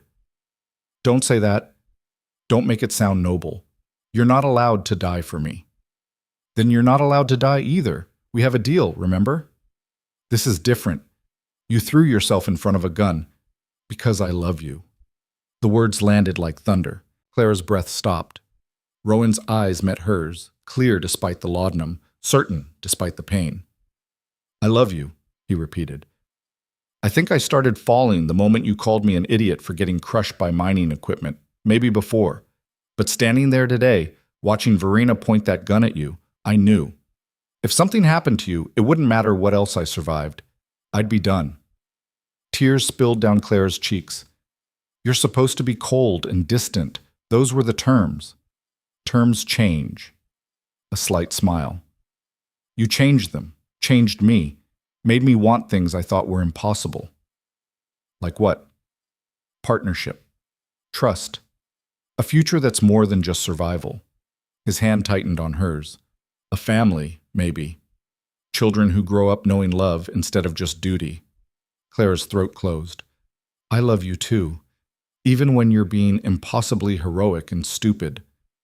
Especially then, I'd hope." She leaned down, kissed him carefully. His lips were warm, alive, real. "Sleep," she whispered. "We'll talk more when you're not bleeding all over my nice linens."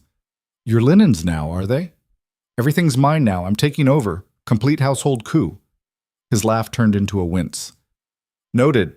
I surrender. Take everything." The laudanum pulled him under. Clara sat watching him sleep, her hand still holding his, feeling the steady beat of his pulse. He loved her, had thrown himself in front of a bullet for her, had torn down every wall he'd spent years building because she was worth the risk. And she loved him. This difficult, damaged, impossibly brave man who'd married her as a transaction and somehow become her entire world. The next days were strange. Rowan confined to bed, frustrated and restless. Clara managing everything, the estate, the mines, the aftermath of Verena's arrest. The magistrate visited daily, taking statements, building the case. The evidence was overwhelming. Verena's victims came forward in droves, people she'd swindled, threatened, destroyed.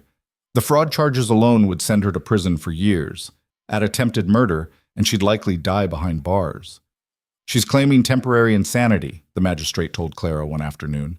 "Says the Duke's rejection drove her mad, that she wasn't in her right mind." "That's convenient," Clara said coldly. "Her solicitor thinks it might reduce the sentence, perhaps avoid the gallows." "I don't care about the gallows. I care that she never hurts anyone again." "She won't, Your Grace. Even if the insanity plea succeeds, she'll be confined to an asylum. Either way, she's finished in society, finished everywhere." That should have felt like victory. It did, mostly, but a small part of Clara felt hollow. Verena had been powerful, beautiful, connected, and she'd destroyed herself through obsession and vindictiveness. It was pathetic more than satisfying. Society's response was dramatic. Invitations flooded in, apologies arrived daily.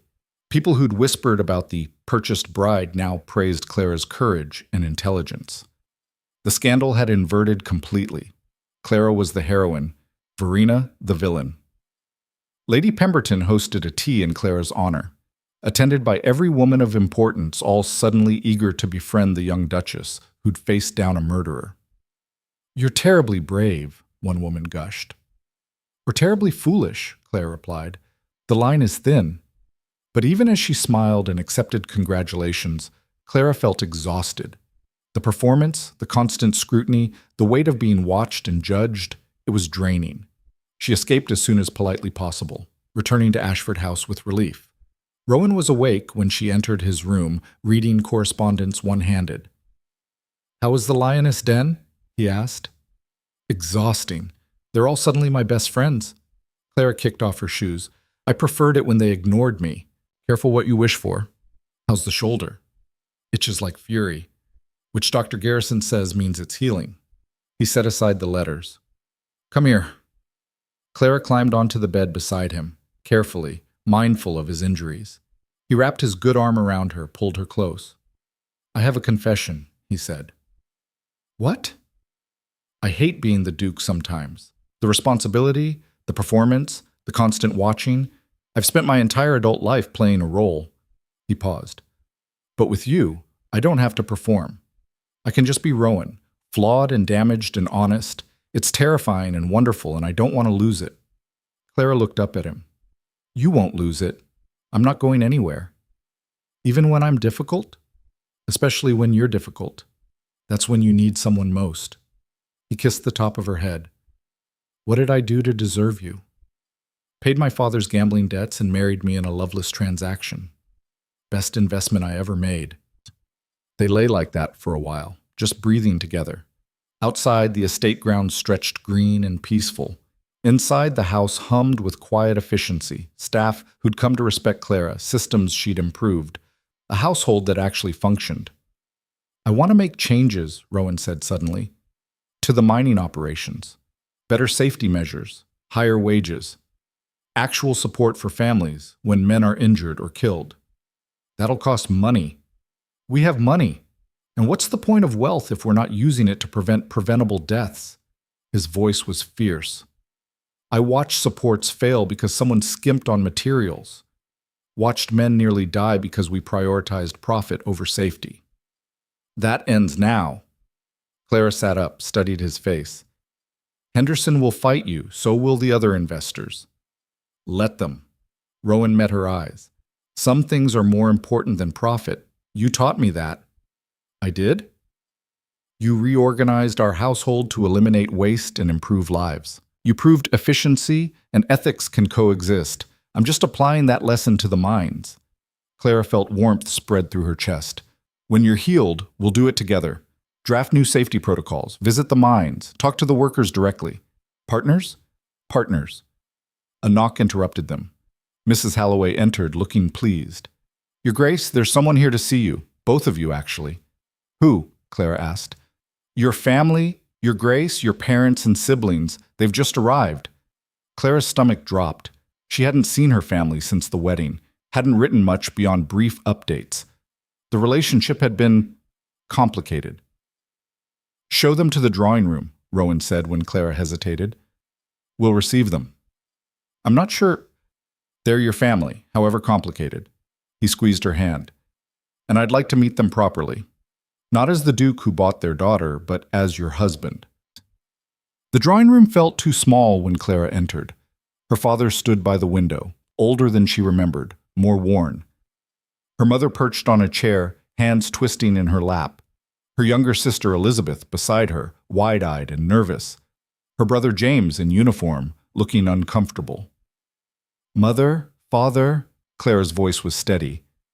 "This is unexpected." Her father turned.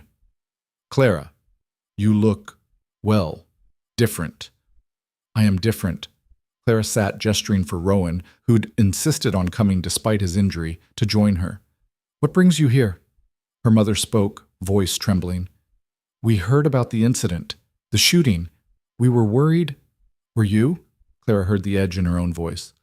"Or were you worried about losing your connection to the Ashford fortune?" Her father flinched. "That's unfair." "Is it?" You sold me to pay your debts, didn't ask what I wanted, didn't care that you were sentencing me to a loveless marriage with a stranger. Clara's hands clenched. And then you didn't write, didn't visit, didn't check if I was all right. So forgive me if I doubt your sudden concern. Silence. Heavy and horrible. Then Elizabeth stood. I wrote. You never answered. Clara blinked. I never received any letters from you. I sent 3. Right after the wedding, I was worried about you. Elizabeth's voice cracked. I thought you were angry with me, that you blamed me for not stopping them. You were 15. How could you have stopped anything? Clara's anger deflated. I didn't know you wrote. I would have answered. Your father intercepted the letters, Rowan said quietly. Everyone turned to him. I suspected as much when Clara mentioned not hearing from family, so I asked my staff to investigate. Your father was concerned any contact might upset the arrangement, make Clara homesick, potentially jeopardize the financial agreement. Clara's father went white. I was trying to help her adjust. You were trying to control her, Rowan interrupted, voice hard. Even after you'd sold her away. Couldn't let her have even the comfort of family correspondence. Your Grace, I apologize if... Don't apologize to me. Apologize to Clara. She's the one you wronged. Clara looked at her father. This man who'd gambled away their security, sold his daughter, and then cut off her only remaining connection to family. She wanted to rage, to scream, to throw them all out. Instead, she felt tired. Why are you really here? She asked. Her mother's hands twisted harder. We heard you were brave, that you faced down Lady Hale, that society respects you now. We wanted to know you were all right, and to remind her of family loyalty, Rowan said dryly, in case there might be financial opportunities to leverage. Her father's jaw tightened. You have no right. I have every right. Clara is my wife, which means I protect her from anyone who might hurt her, including family. James spoke for the first time. We're not here for money. At least I'm not. I wanted to see my sister, make sure she was happy. That's all. Clara studied her brother. He looked sincere, young and uncertain, but sincere. I am happy, she said quietly. Not because of the money or the title, because I found something I didn't expect. Partnership, love. A life that's mine instead of something imposed on me. Then we're glad, Elizabeth said firmly. She glared at their parents. Even if some of us failed you before, we're glad you're happy now. Clara felt something crack in her chest. Her siblings hadn't abandoned her. They'd been kept away, just like she'd been isolated here. You can write now, Clara said to Elizabeth. Letters will reach me, I promise. Really? Really? Clara glanced at Rowan. My husband won't intercept them. Never, Rowan agreed. Her mother stood. Clara, I know we failed you. Your father's gambling, the debts, the marriage arrangement. It was all wrong. I should have fought harder, should have protected you. Tears spilled down her cheeks. I was weak and afraid, and I let him make terrible choices. I'm sorry. Clara wanted to stay angry, wanted to nurse the hurt and betrayal, but looking at her mother, genuinely broken, genuinely regretful, she couldn't maintain the fury. I forgive you, she said finally, not because what you did was acceptable, but because holding on to anger hurts me more than it hurts you. Her father opened his mouth, probably to offer some excuse, but Clara held up a hand. I'm less ready to forgive. You made choices, you gambled away our security and then sold me like property to fix your mistakes. That's not something I can just overlook. I was trying to save the family. You were trying to save yourself. Clara's voice was steel. But I'm done being angry about it. Because despite everything, your terrible decision brought me here. To Rowan. To a life I actually want. So I won't thank you, but I won't waste energy hating you either. Her father looked like he'd been slapped. Elizabeth crossed the room, hugged Clara fiercely. I missed you. I missed you too. James joined the embrace. We'll visit, if that's all right. I start my commission next month, but when I'm on leave, please do, Clara said. Her parents left shortly after, her father subdued, her mother still crying. But Elizabeth and James stayed longer, talking about everything and nothing, rebuilding bridges that had been burned.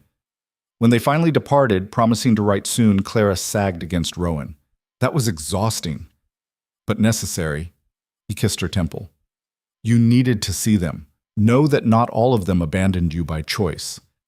I have a family again, sort of. Clara laughed shakily. Strange how that feels both wonderful and terrifying. Most worthwhile things do. The days that followed brought sweeping changes. Rowan, once healed enough to move, threw himself into mine reform with fierce determination. He visited each site personally, talking to workers, inspecting conditions, listening to concerns. Clara went with him, learned the names of miners' wives and children, heard stories of close calls and preventable accidents, saw firsthand the dangers these men faced for wages that barely fed their families. Together, they drafted new protocols, mandatory safety inspections, higher wages, death benefits for families, education funds for workers' children. Henderson fought them every step. You'll bankrupt the operation, the foreman argued. These changes cost too much. Then we'll make less profit, Rowan said flatly. I'd rather break even and have living workers than maximize profit and attend funerals. The other investors won't stand for it. The other investors can sell their shares. I'll buy them out if necessary. This is happening, Henderson. Accept it or find new employment. Henderson looked to Clara, as if expecting her to be the voice of reason. She smiled coldly. I agree with my husband completely. Safety over profit, always. The foreman left muttering about idealistic fools who didn't understand business, but the workers understood. Word spread quickly. The Duke and Duchess were actually fighting for them, actually cared about more than just coal extraction and profit margins. Production didn't drop like Henderson predicted. If anything, it increased. Workers who felt valued and protected worked harder, took pride in their labor. The accident rate plummeted. Within 2 months, the Ashford mines became the safest in the region. Other operations started copying their protocols. Industry publications ran articles about the Ashford method. And slowly, gradually, Clara and Rowan became more than just Duke and Duchess. They became partners in something larger than themselves, a movement toward treating workers as humans instead of expendable resources. Society noticed. Some praised their progressive approach. Others called them dangerous radicals. Clara didn't care either way. One evening, 6 weeks after the shooting, they hosted a dinner for the miners and their families. Not the usual charity event where wealthy people look down on the poor, an actual dinner party. In the Ashford ballroom, with the same fine food and wine served to any noble guest. Henderson nearly had an apoplexy. Your Grace, you can't seriously intend to host common laborers in— I can and will, Rowan said. They build our wealth. They risk their lives. They deserve respect and recognition. If you have a problem with that, there's the door. Henderson stayed but looked miserable the entire evening. The miners and their families were nervous at first, overwhelmed by the grandeur, uncertain of etiquette. But Clara and Rowan moved among them, talking easily, asking questions, treating them like the valued humans they were. Your Grace, one miner said hesitantly to Rowan, I just wanted to say thank you for the changes. My boy can go to school now because of the education fund you set up. He's learning to read. Rowan's expression softened. That's what we hoped for. Every child deserves education, opportunity. You're different than most nobles, both of you. The man looked at Clara. Begging your pardon, Your Grace, but we thought you'd be, well, like Lady Hale. All smiles and poison underneath. But you're real. You actually give a damn. Clara felt her throat tighten. We do. Very much. As the evening wound down, Clara stood with Rowan on the ballroom balcony, watching miners' children play tag on the lawn, something that would have been unthinkable months ago. We did something good here, she said quietly. We did something right, Rowan corrected. Good is subjective. Right is just treating people decently. Henderson thinks we're bankrupting ourselves. Henderson thinks short-term. We're building long-term, loyalty, safety, sustainability. He pulled her close. Besides, the profits are actually up. Turns out happy workers are productive workers. Who knew? Clara laughed. Radical concept. They stood in comfortable silence. Below, Thomas was teaching one of the children about roses. Mrs. Halloway was sneaking extra desserts to the miners' wives. The ballroom, once cold and formal, felt warm, alive, human. I have something to tell you, Clara said suddenly. Rowan looked at her, concerned. What? I'm pregnant. The words hung in the air. Rowan's expression went through several stages: shock, confusion, disbelief, and finally, pure joy. You're certain? Dr. Garrison confirmed it this morning, about 2 months along. Clara watched his face carefully. I know we didn't plan this. I know it's fast. If you need time to... He kissed her, deep and thorough and full of everything words couldn't express. When they broke apart, Clara was breathless. I want this, Rowan said fiercely. Want a family with you, children who grow up loved and valued, a future that's more than just duty and distance. They'll be loved, Clara promised. So loved they'll probably be insufferable about it. Good. Let them be insufferable. Better than cold and isolated. Clara rested her head on his shoulder, feeling his heartbeat steady and strong. Below, the party continued. Miners and nobles mixing, barriers breaking down, something new being built. She thought about the girl she'd been 6 months ago, 18 and terrified, being sold to save a family name, entering this estate as a prisoner in silk. And she thought about who she was now, duchess, partner, fighter, soon to be mother. Someone who'd taken a gilded cage and transformed it into a kingdom. Rowan said quietly. Thank you. For what? For not giving up. For fighting back. For seeing something in me worth saving. He tightened his arms around her. For making me believe in more than just survival. We saved each other, Clara said. That's how partnership works. From inside the ballroom, music started. Someone had found a violin. Laughter floated out, genuine and warm. The world they'd built together, brick by brick, choice by choice. Not perfect, never perfect, but real. Theirs, worth fighting for. And as Clara stood there, with Rowan's arms around her and their child growing inside her and their future spreading out before them like unexplored territory, she knew one thing with absolute certainty. This was just the beginning. The pregnancy changed everything and nothing simultaneously. Clara still managed the household accounts, still walked the estate grounds, still attended social functions with Rowan. But now there was an underlying awareness, a future taking shape inside her, a life they'd created together from what had started as a business arrangement. Dr. Garrison fussed like a nervous hen. No heavy lifting, plenty of rest, moderate exercise only, and for heaven's sake, Your Grace, avoid any more confrontations with armed criminals. I'll do my best, Clara said dryly. Your best historically involves stabbing people and confronting murderers. Valid point. Rowan became impossibly protective. Not smothering, he knew her too well for that, but watchful, making sure she ate properly, didn't overwork, had everything she needed. I'm pregnant, not dying, Clara told him one morning when he tried to carry her breakfast tray. I know, but I'm allowed to care. You're allowed to care without treating me like porcelain. Noted, but I'm still carrying this tray. She let him. Pick your battles and all that. The real challenge came 3 months into the pregnancy when word arrived that Verina's trial was finally scheduled. The magistrate wanted both Clara and Rowan to testify. You don't have to go, Rowan said immediately. I can represent both of us. She tried to kill us both. I'm testifying. Clara's hand moved to her still flat stomach. I want her to see what she didn't destroy, what we built despite her. It could be ugly. Her solicitor will try to discredit you. Let him try. I've faced worse than lawyers.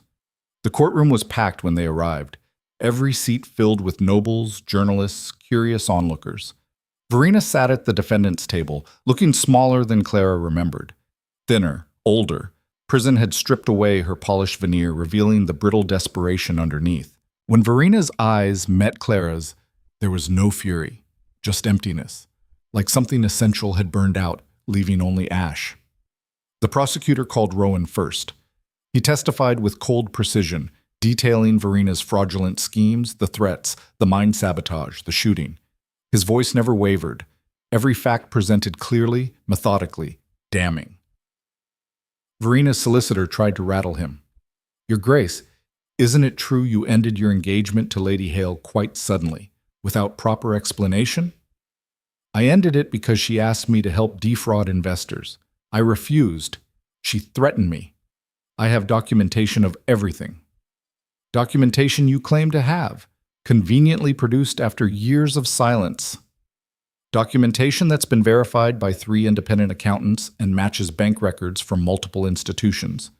Rowan's smile was cold. "Try again." The solicitor switched tactics. "You married Miss Whitmore quite quickly after these alleged threats, almost as if you needed a wife to deflect suspicion from your own questionable business dealings." "Objection," the prosecutor snapped. "The Duke's marriage is not on trial here." "Sustained." The judge looked annoyed. "Stick to relevant questions, counsel." When Clara took the stand, Verina's solicitor went for the throat immediately. "Mrs. Ashford, excuse me, Your Grace. You were 18 when you married the Duke. Barely out of childhood, sold by your father to settle debts, isn't that correct? The arrangement was financial, yes. I've never hidden that. And yet you expect this court to believe you love your husband, that this isn't simply a performance to support his vendetta against Lady Hale?" Clara met the solicitor's eyes steadily. "I expect this court to focus on facts. The fact that Verina Hale committed fraud. The fact that she sabotaged a mine, endangering workers' lives. The fact that she shot my husband in front of 50 witnesses. My feelings about my marriage are irrelevant. They're relevant if you're lying to protect him. I'm not lying, and even if I hated Rowan, which I don't, the evidence stands on its own. Unless you're suggesting those bank records forged themselves, that Lady Hale didn't actually pull the trigger despite dozens of witnesses." Murmurs ran through the courtroom. The solicitor's face reddened. "You're quite articulate for someone so young, and you're quite desperate for someone supposedly defending an innocent client." Clara leaned forward slightly. "If Lady Hale is innocent, prove it. Show us evidence that contradicts the bank records, the testimonies, the physical evidence. Otherwise, stop wasting the court's time questioning my age and marriage." The judge looked like he was suppressing a smile. "The witness makes a valid point. Move on, counsel." The solicitor tried several more angles, all failing. Clara answered every question with calm precision, never flustered, never defensive. Just facts. Clear, irrefutable facts. When she stepped down, Rowan's expression held barely concealed pride. The trial lasted 3 days. Witness after witness testified. Investors Verina had swindled, workers from the mine, guests who'd witnessed the shooting. The evidence mountain grew impossible to refute. Verina's defense crumbled. Her solicitor tried the insanity angle, claimed she'd been driven mad by heartbreak, wasn't responsible for her actions. The prosecutor destroyed it methodically. Lady Hale's fraudulent schemes began 2 years before she even met the Duke. Her pattern of manipulation and deception spans a decade. This wasn't madness born of heartbreak. This was calculated criminality dressed in silk and jewels. The jury deliberated for less than 2 hours, guilty on all counts. When the verdict was read, Verina didn't react, just sat there staring at nothing while her world collapsed in legal terminology. The judge sentenced her to 15 years in prison. "Your actions endangered lives, destroyed families, and demonstrated a callous disregard for anyone beyond yourself. This court shows you the same mercy you showed your victims. None." As guards led Verina away, she looked at Clara one final time. Her lips moved, forming words Clara couldn't hear over the courtroom noise, but she could read them clearly enough. "You won." Clara nodded once. Acknowledgement, not gloating. She had won. They had won. But it felt less like victory and more like closing a chapter that should never have been written in the first place. Outside the courthouse, journalists swarmed, questions shouting from every direction. "Your Grace, how does it feel to see justice served?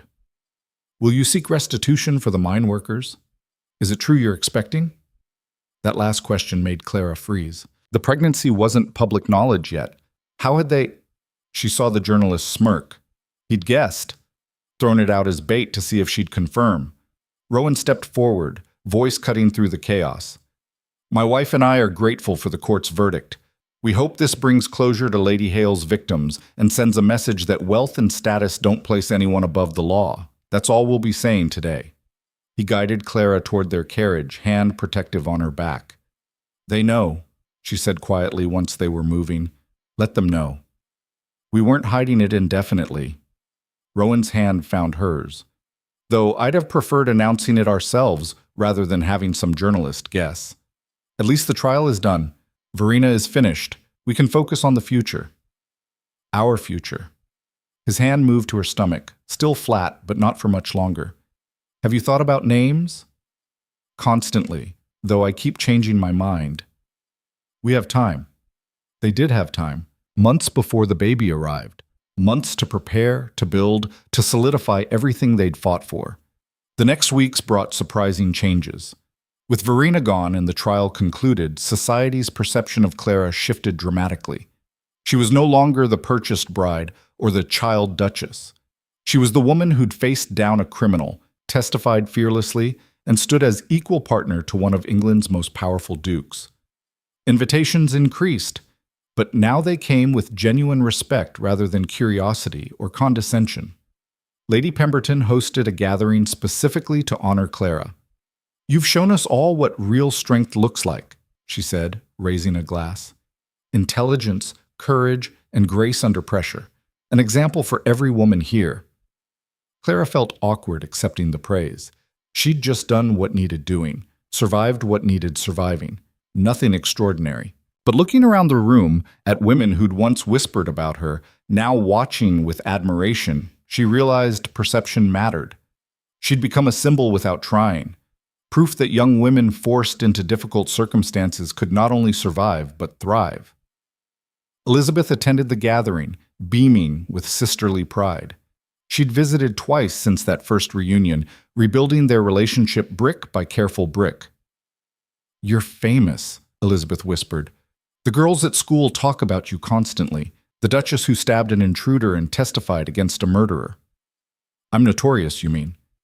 Same thing in society, Elizabeth grinned. Either way, you're brilliant.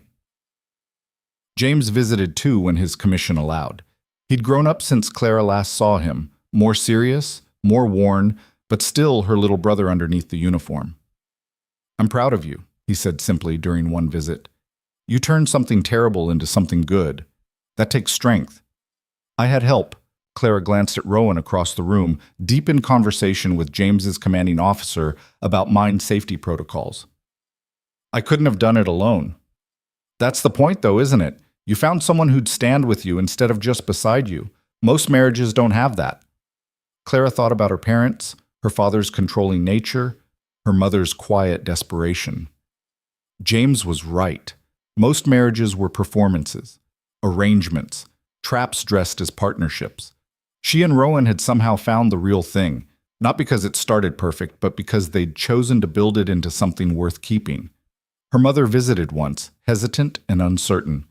They had tea in the garden, polite, careful conversation that danced around years of damage. I've left your father, her mother said suddenly. Clara nearly dropped her teacup. What? I moved to a small house in Bath, used money from my family inheritance that he couldn't touch. I should have done it years ago, before the gambling ruined us, before he sold you. Her mother's hands shook. I was a coward. But watching you fight for yourself, for your marriage, for what's right, it made me realize I could fight too, even if it's late. Clara reached across the table, took her mother's trembling hand. It's not too late. It's never too late to choose yourself. I don't expect forgiveness. I'm working on it. Forgiveness, I mean. Not for him, but for you. Maybe. Clara squeezed her mother's fingers. You're trying. That counts for something. They parted more warmly than Clara expected. Not healed, some wounds took years to truly mend, but moving toward it. Progress, not perfection. As Clara's pregnancy progressed, she and Rowan threw themselves into mine reform with renewed energy. They wanted their child born into a world where worker safety wasn't optional, where people mattered more than profit. The Ashford method spread. Other mine owners adopted their protocols, some genuinely, some just for positive publicity. But either way, accident rates across the region dropped. Henderson eventually came around. I was wrong, he admitted grudgingly during a safety inspection. Your changes work. Production is up, accidents are down, workers are loyal. I should have trusted you from the start. You should have trusted that humans work better when they're not terrified of dying, Clara corrected, but better late than never. Your Grace speaks plainly. Your Grace is tired of dancing around obvious truths. Rowan laughed, genuinely laughed, watching them. She keeps me honest too. It's terrible. Terribly effective, Henderson muttered, but he was smiling slightly. 6 months into the pregnancy, Clara's body began showing obvious changes. Her dresses had to be altered, her energy levels fluctuated wildly, and Dr. Garrison hovered like an anxious shadow. Everything looks healthy, the doctor assured after one examination. Strong heartbeat, good positioning, you're doing wonderfully, Your Grace. I feel enormous. You're carrying a life. Enormous is appropriate. Rowan was endlessly fascinated by the changes, would rest his hand on her growing stomach, feeling kicks, talking to the baby like it could already understand. What are you telling them? Clara asked one evening, finding him murmuring to her belly. That they're already loved, already valued, that they'll grow up knowing safety and affection, not just duty. He looked up at her. Everything we didn't have. Everything we'll give them. Clara's throat tightened. You're going to be an amazing father. I'm going to try. That's all I can promise. That's all anyone can do. The labor came 2 weeks early, announced by Clara's water breaking during a perfectly ordinary breakfast. Well, she said, looking down at the puddle. That's inconvenient. Oh, Rowan went white. The baby. Now? But Dr. Garrison said, babies don't follow schedules. Clara stood carefully. Send for the doctor. Get Mrs. Halloway. And please don't panic. One of us needs to stay calm. I'm calm. You're terrified. Calmly terrified. Despite his fear, Rowan moved efficiently. Within minutes, Dr. Garrison was summoned, Mrs. Halloway mobilized, and Clara was settled in the prepared birthing room. The labor was long, brutal. Nothing like the vague descriptions Clara had received from married women who seemed determined to downplay the reality. It hurt, like being torn apart from the inside, like her body was betraying every instinct for self-preservation. You're doing beautifully, Dr. Garrison lied. I'm dying, Clara gasped. You're not dying, you're bringing life. It just feels similar. Rowan stayed beside her, against tradition, against propriety, against Dr. Garrison's strong suggestions that fathers didn't belong in birthing rooms. I'm not leaving, he said flatly when the doctor tried again to remove him. Clara was grateful. His hand in hers was the only anchor keeping her from drowning in pain. Hours passed. The world narrowed to contractions and breathing and Dr. Garrison's steady instructions. Almost there, Your Grace. One more push, just one more, and then crying. Not Clara's, though she'd done plenty of that, but a baby's. Lusty, outraged, alive. It's a girl, Dr. Garrison announced, placing the squalling bundle on Clara's chest. Clara looked down at her daughter, red-faced, furious at being evicted from warmth into cold air, already showing personality, and felt something fundamental shift in her chest. Hello, she whispered. Hello, little one. We've been waiting for you. The baby's cries quieted slightly at Clara's voice, tiny fist waving, eyes trying to focus. Rowan leaned over them both, expression transformed by wonder. She's perfect. She's wrinkled and angry. Perfectly wrinkled and angry. His finger touched their daughter's tiny hand. She grabbed it immediately, grip surprisingly strong. Look at that. Already fierce. Takes after her mother, Dr. Garrison said, cleaning up with practiced efficiency. Speaking of whom, you did excellently, Your Grace. Healthy baby, healthy mother. Exactly what we hoped for. After the doctor left, after Mrs. Halloway had fussed and cooed and brought fresh linens, after the world had settled back into quiet, Clara and Rowan sat together. The baby, they'd decided on Eleanor, after Rowan's mother, slept between them, swaddled and peaceful. We made her, Rowan said quietly. From nothing but duty and distance, we made something this beautiful. We made her from love, Clara corrected. It just took us time to recognize it. Eleanor stirred, made a small noise. Clara lifted her, cradled her close, marveling at how something so tiny could feel so monumentally important. She'll never be sold, Rowan said suddenly, voice fierce. Never be treated as property or a bargaining chip. She'll choose her own path, her own partner, her own life. She'll be loved, Clara agreed, valued, protected, everything we'll fight to give her. And if society doesn't like it, society can adjust. We did. The first weeks with Eleanor were chaotic. Sleepless nights, constant feeding, the overwhelming responsibility of keeping a tiny human alive. Clara had expected difficulty, but not this level of exhaustion. I'm falling apart, she told Rowan one morning after the fourth night of interrupted sleep. You're not. You're adapting. He took Eleanor gently. Sleep. I'll handle her for a few hours. You have meetings. They can wait. Sleep, Clara. She did, collapsing into dreamless unconsciousness while Rowan walked the halls with their daughter, murmuring to her about mine safety protocols and household budgets and how much he loved her mother, Mrs. Halloway became an unexpected ally. I helped raise the Duke and his brother, she told Clara. I know babies. Let me help. Between Rowan, Mrs. Halloway, and sheer determination, Clara survived those early weeks. Eleanor grew stronger, started sleeping longer stretches, began recognizing faces and smiling. The first time Eleanor smiled at Clara, really smiled, not just gas, Clara cried. She knows me, she told Rowan, voice choked. She knows I'm her mother. Of course she does. You're everything to her. We're everything to her, Clara corrected. Both of us. When Eleanor was 2 months old, they hosted a christening. Not the usual elaborate society affair, but something more intimate. Family, close friends, the household staff who'd become family. Elizabeth held Eleanor during the ceremony, looking awed. She's so small, so perfect. She's loud and demanding and keeps us awake constantly, Clara said. But yes, perfect. James attended in full uniform, clearly uncomfortable around babies, but trying.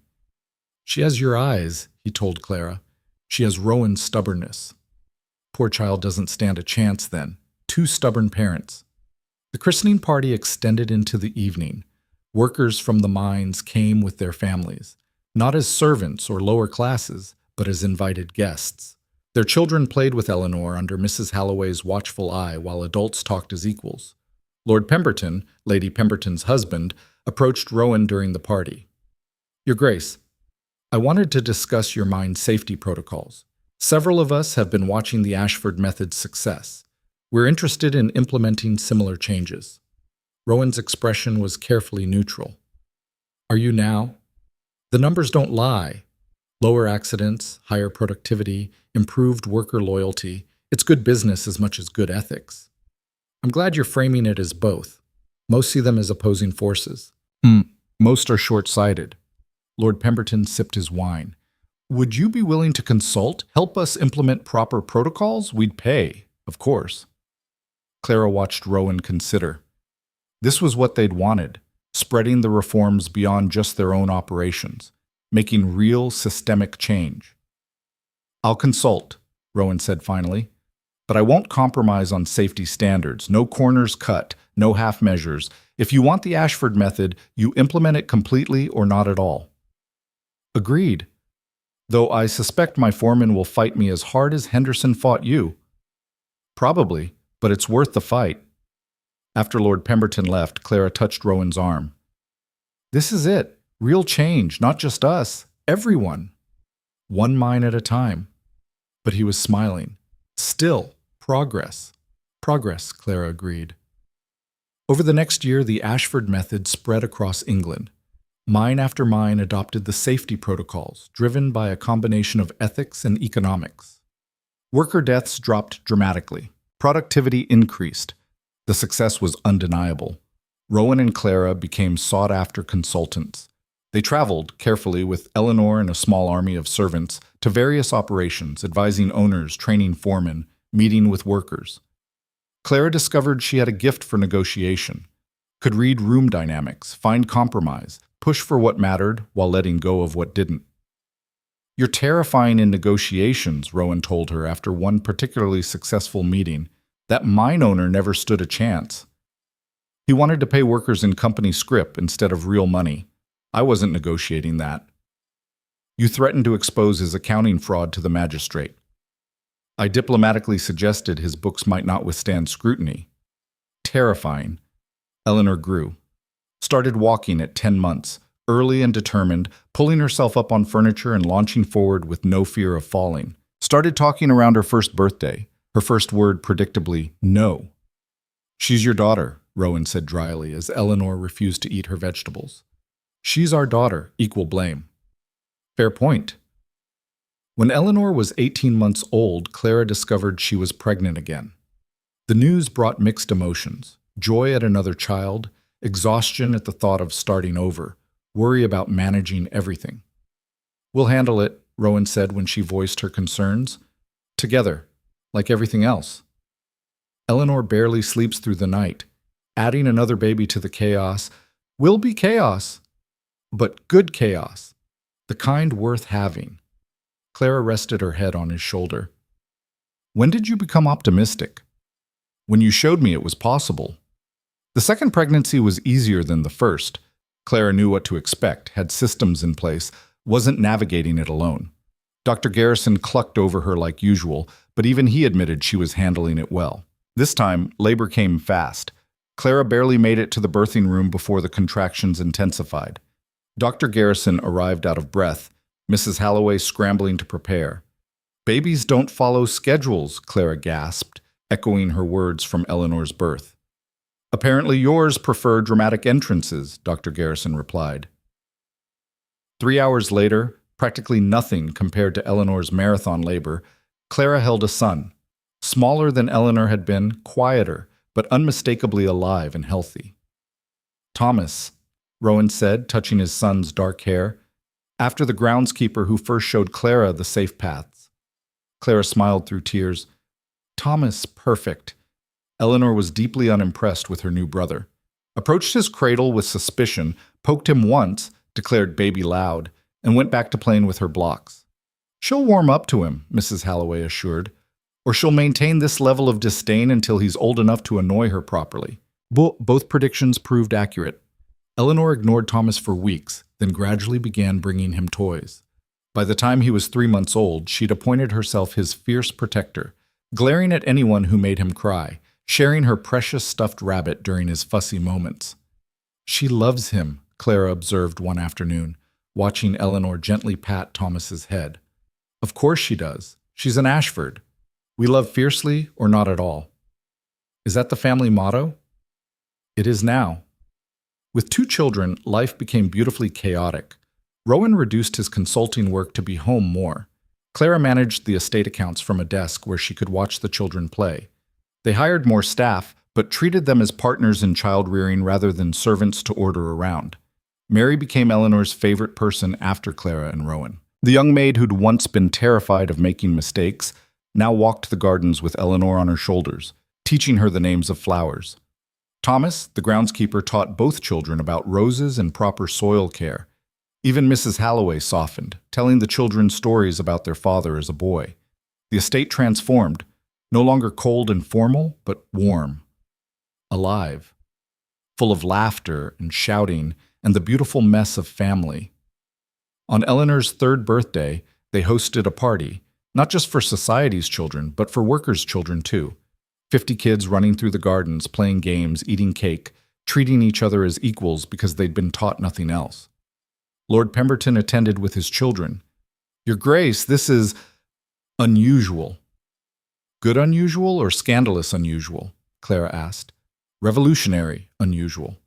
He watched his daughter play tag with a minor son. "But I think I like it. My children will remember this. Remember being equals instead of superiors." "That's the point. The point is dangerous. You're raising a generation that won't accept the old hierarchies." "Good," Clara smiled. "Let them tear it all down and build something better." As the party wound down and children were collected by exhausted parents, Clara found Rowan on the balcony. He was watching Eleanor and Thomas play with their new toys, expression soft. Thinking about something? Clara asked. About how far we've come? From a marriage of convenience to this. He gestured at the scene below. A family, a mission, a life worth living. Any regrets? Only that I didn't see you clearly from the start, that I wasted months on distance and control when I could have had partnership. Clara leaned against him. We found our way eventually. That's what matters. We did. He pulled her close. I love you. Still surprises me sometimes how much. I love you too. Even when you're being impossible. Especially then? Especially then. Below, Eleanor shrieked with laughter as Thomas tried to catch her. Mrs. Halloway supervised with fond exasperation. The gardens glowed in evening light, full of life and possibility. This was it, Clara thought, the future they'd fought for. Not perfect. Perfection was boring anyway, but real. Messy and beautiful and entirely theirs. A marriage forged in chains had become a partnership built on trust. A prison had become a kingdom, and two strangers forced together by circumstance had become something neither expected but both desperately needed. They'd survived. More than survived. They'd thrived. Built something that would outlast them both. A legacy of reform, of love, of choosing better instead of accepting what was given. Years later, when Eleanor was 10 and Thomas was 7 and a third child, Margaret, was 5, Clara stood in the same spot on the balcony, Rowan beside her, silver threading his dark hair now, laugh lines deeper around his eyes. Do you remember the night you arrived? He asked. How terrified you looked. I remember thinking you were the coldest man I'd ever met. I was. You melted the ice. We melted it together. Clara took his hand. Everything we built together. Below, their children played. Around them, the estate hummed with life. Beyond the gates, the Ashford method had transformed industry standards across England. Workers' children learned to read. Families had security. Lives that once would have been lost to preventable accidents continued. It wasn't perfect. There were still fights to win, injustices to correct, people resistant to change. But progress wasn't about perfection. It was about choosing better every day, despite the difficulty. I'm proud of us, Rowan said quietly, of everything we've accomplished. Me too. Clara squeezed his hand, though I think our best accomplishment is still happening, still growing. The children? The children. The reforms. This life we keep building, all of it. She smiled. We're not done yet. Not even close. Good. I'd hate to be bored. They stood together as evening deepened into night, watching their children, their legacy, their future. Two people who'd started as strangers in a loveless transaction and become partners in revolution. The chains were long broken, the prison was a palace, and the quiet girl who'd been sold to save a family name had become a duchess who changed the world, not through birthright or beauty, but through courage, intelligence, and the relentless belief that people deserved better. She'd survived, she'd fought, she'd won. And she'd do it all over again in a heartbeat, because this messy, beautiful, chaotic life was worth every battle, every scar, every moment of doubt. This was love. This was partnership. This was home. And nothing could take that away.